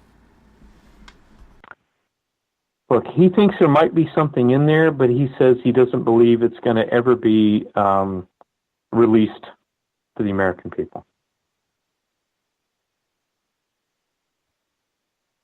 How come? Well, you tell me, Dave. What do you think? Because the people, the powers that be, don't want this stuff to come out. You know, what would be the reaction of the American people if they knew that our government had helped murder a president? It's going to be chaos, you know? Very true, but most of the players are dead now, including if Lyndon Johnson was involved in as much of a pariah as we believe that he it was in this entire thing, most of the players are dead now. I mean, is this something that maybe will take another 50 years in yours or Rod's opinion when everybody's dead? George Bush Sr.'s not dead, and he's photographed right outside the school book building, right? What's going to happen to Lyndon Johnson's big library and his sycophants? What's going to happen to his property? Where's Lyndon Johnson's property? Is that going to get confiscated? There's plenty of people. What happened to Malcolm Wallace's kids? You tell me what's going on with some of these other people connected to this stuff. Who funded it? Where the Texas oil tycoons' money coming from? Where did that go? Who's going to track that? Who benefited from that? What families benefited from that? I mean, we could keep going on that one for another 20 minutes. No, I highly understand with what you're getting at. That'll upset everything. Yeah. I mean, it just takes down this whole apple cart. Sure it does. That's my whole point. It takes down. Actually, you know what? You described it better. I went on a rant, and you said apple cart, and that describes it. That describes it all, Dave. Well, I am a professional. Yes, and I'm not. I'm a rambler. Here's a great question from Andrew on Twitter. Mm-hmm. And he is saying, in your opinion, or maybe Rod's opinion on this, what kind of United States would we be seeing today if Kennedy hadn't been killed? Oh, man. We can only speculate. I don't know. I really don't. I suspect that the Soviet Union would have fallen quicker. I suspect that we would have had a real end to that goddamn Vietnam nonsense. Probably wouldn't be involved in this Afghanistan BS today. A very different world. I think a better. Rod has mixed feelings on it because at the time, like I told you, when he was a kid, when he was in his 20s, he was a real right winger and thought Kennedy was totally compromised by the left wing, and that he was soft on communism, and that he had helped murder all those people at Bay of Pigs. He believed that at the time.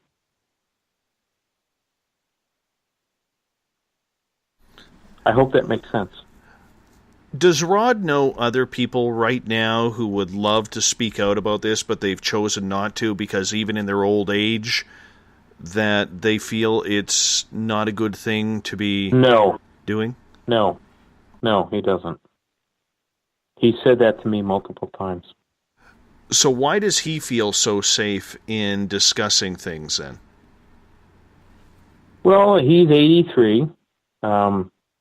He doesn't care anymore. He doesn't believe people are interested in this anymore.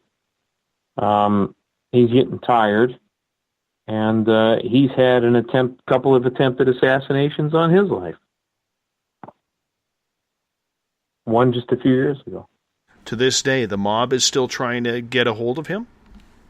He doesn't believe it's a mob. This is a very complicated thing. He thinks it's connected to a mob thing, and that someone tried to poison him. He went to the hospital and probably prussic acid.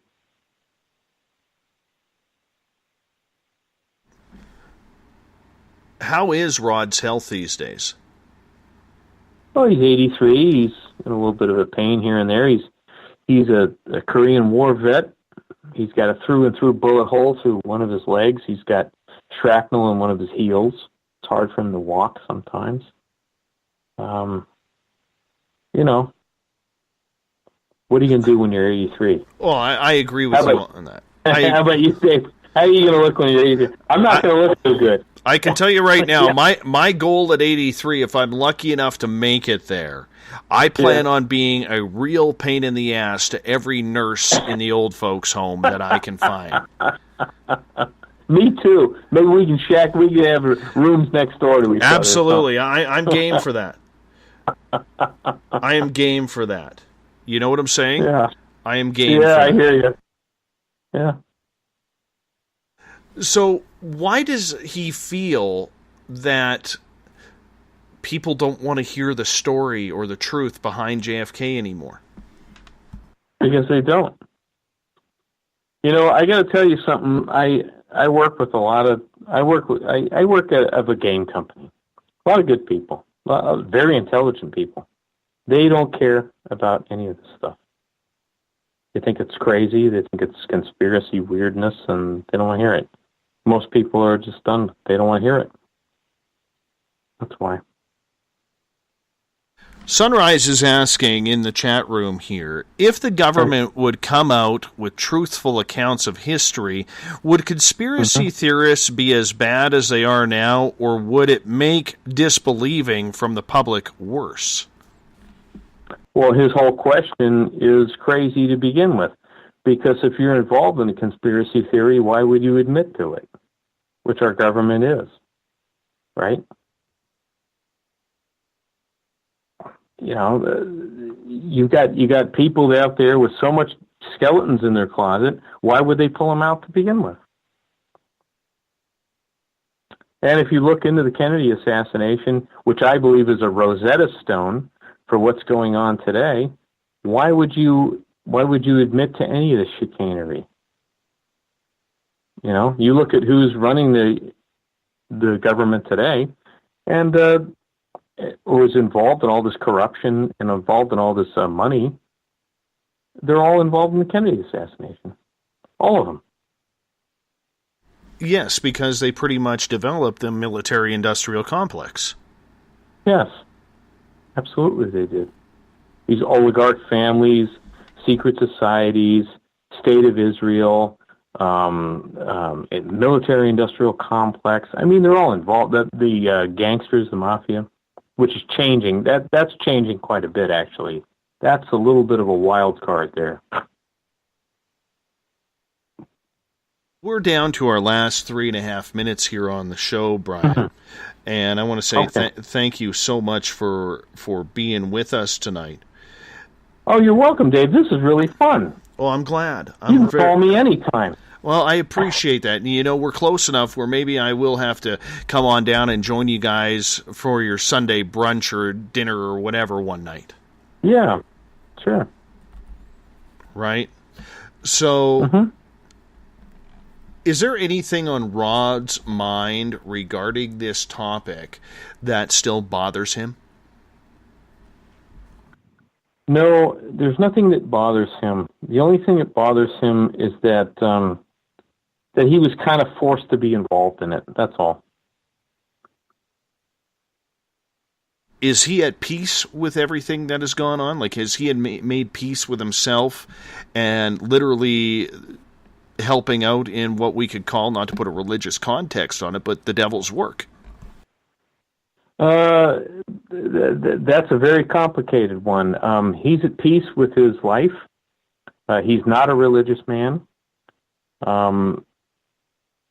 Put that in the context. He just doesn't want to have anything really to do with it anymore. He's at the twilight of his life, and he wants to just enjoy his last few years and call it a day, basically. And you can't blame him for that. No, I can't. You really can't blame him for that. So at this point in time, when does he plan on shutting up about it? Is that when people stop asking him questions? Is he getting to that point where he's tired of people asking questions about it? Yeah, that's why I'm on the phone with you. He doesn't want to go on the radio shows anymore. I'm going to quote him, right? I'm going to do it in a Rod voice. Hey, kid, you got to go on the radio and talk about my story. Well, make sure you tell him that he missed out on a good one here. Okay, I will. I would appreciate that. Are your documentaries online? Yes, one of them is called JFK, the Cast of Characters. It's on YouTube. And the other one, which is called JFK, the Killers, which will be up online sometime in the next few weeks, because I just recorded that one.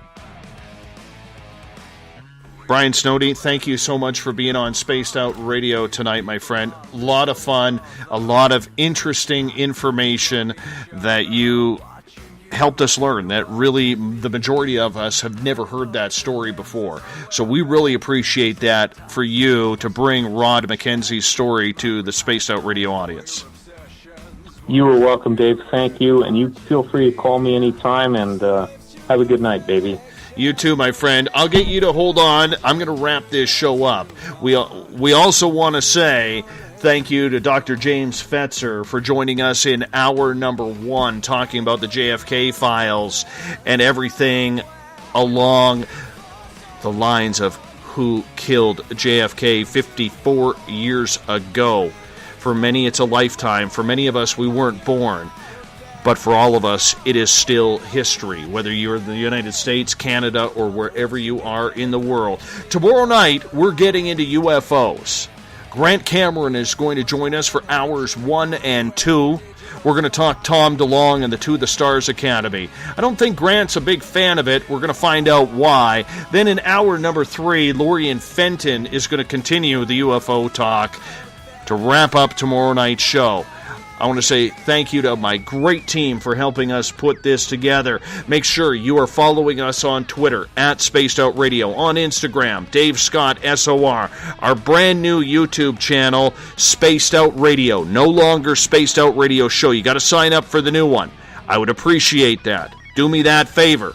And of course, I say thank you to all of you out there in listener land, whether you're at home, laying in bed, in your car, driving, wherever station you're listening on.